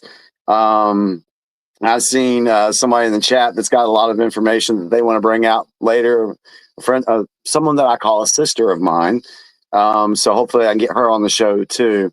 But I thought this evening went well. We covered a lot of topics, and I hope you guys enjoyed it. And thank you all for your support. Yeah, we really did. So thank you, Bo. Any last words before we end Yes, it I tonight? want to thank Jimmy, Ruby. Thank you guys for allowing me a chance to speak on your guys' channels. I really appreciate that. It was really nice meeting you, Ruby, and Jimmy. It's always a pleasure, and enjoy the show, guys. Yeah, it's Yeah. a lot more coming, folks. All right, guys. So we'll see you next Tuesday, 9 p.m. Eastern Standard Time. If there's anything, if you're watching this in the future, let me know in the comments. Let me know if you want to talk about anything that's brand new. And I will see you next Tuesday. Thank you, Jimmy, for bringing on John. And, this was really you. You know what I'm saying? Like, I wouldn't be able to pull these kind of people on the show. So I want to thank Jimmy for that You're outreach. welcome. You're welcome. My All pleasure. right. Have a good night, everybody. Good night, everyone. Bye. Trump, yeah, okay, bury him a legend, yeah, Trump, hey, okay, America's biggest blessing, free speech advocate, packing, never lacking it, I just bought another gun and ain't nobody taking it, gang, okay, the White House going crazy now, MAGA season, tell them liberals they can't break us down, it's up, they know we run it, best believe it now, about to paint the city red, please don't burn it down, MAGA gang, MAGA gang, gang, MAGA gang, gang, gang, hey, dog,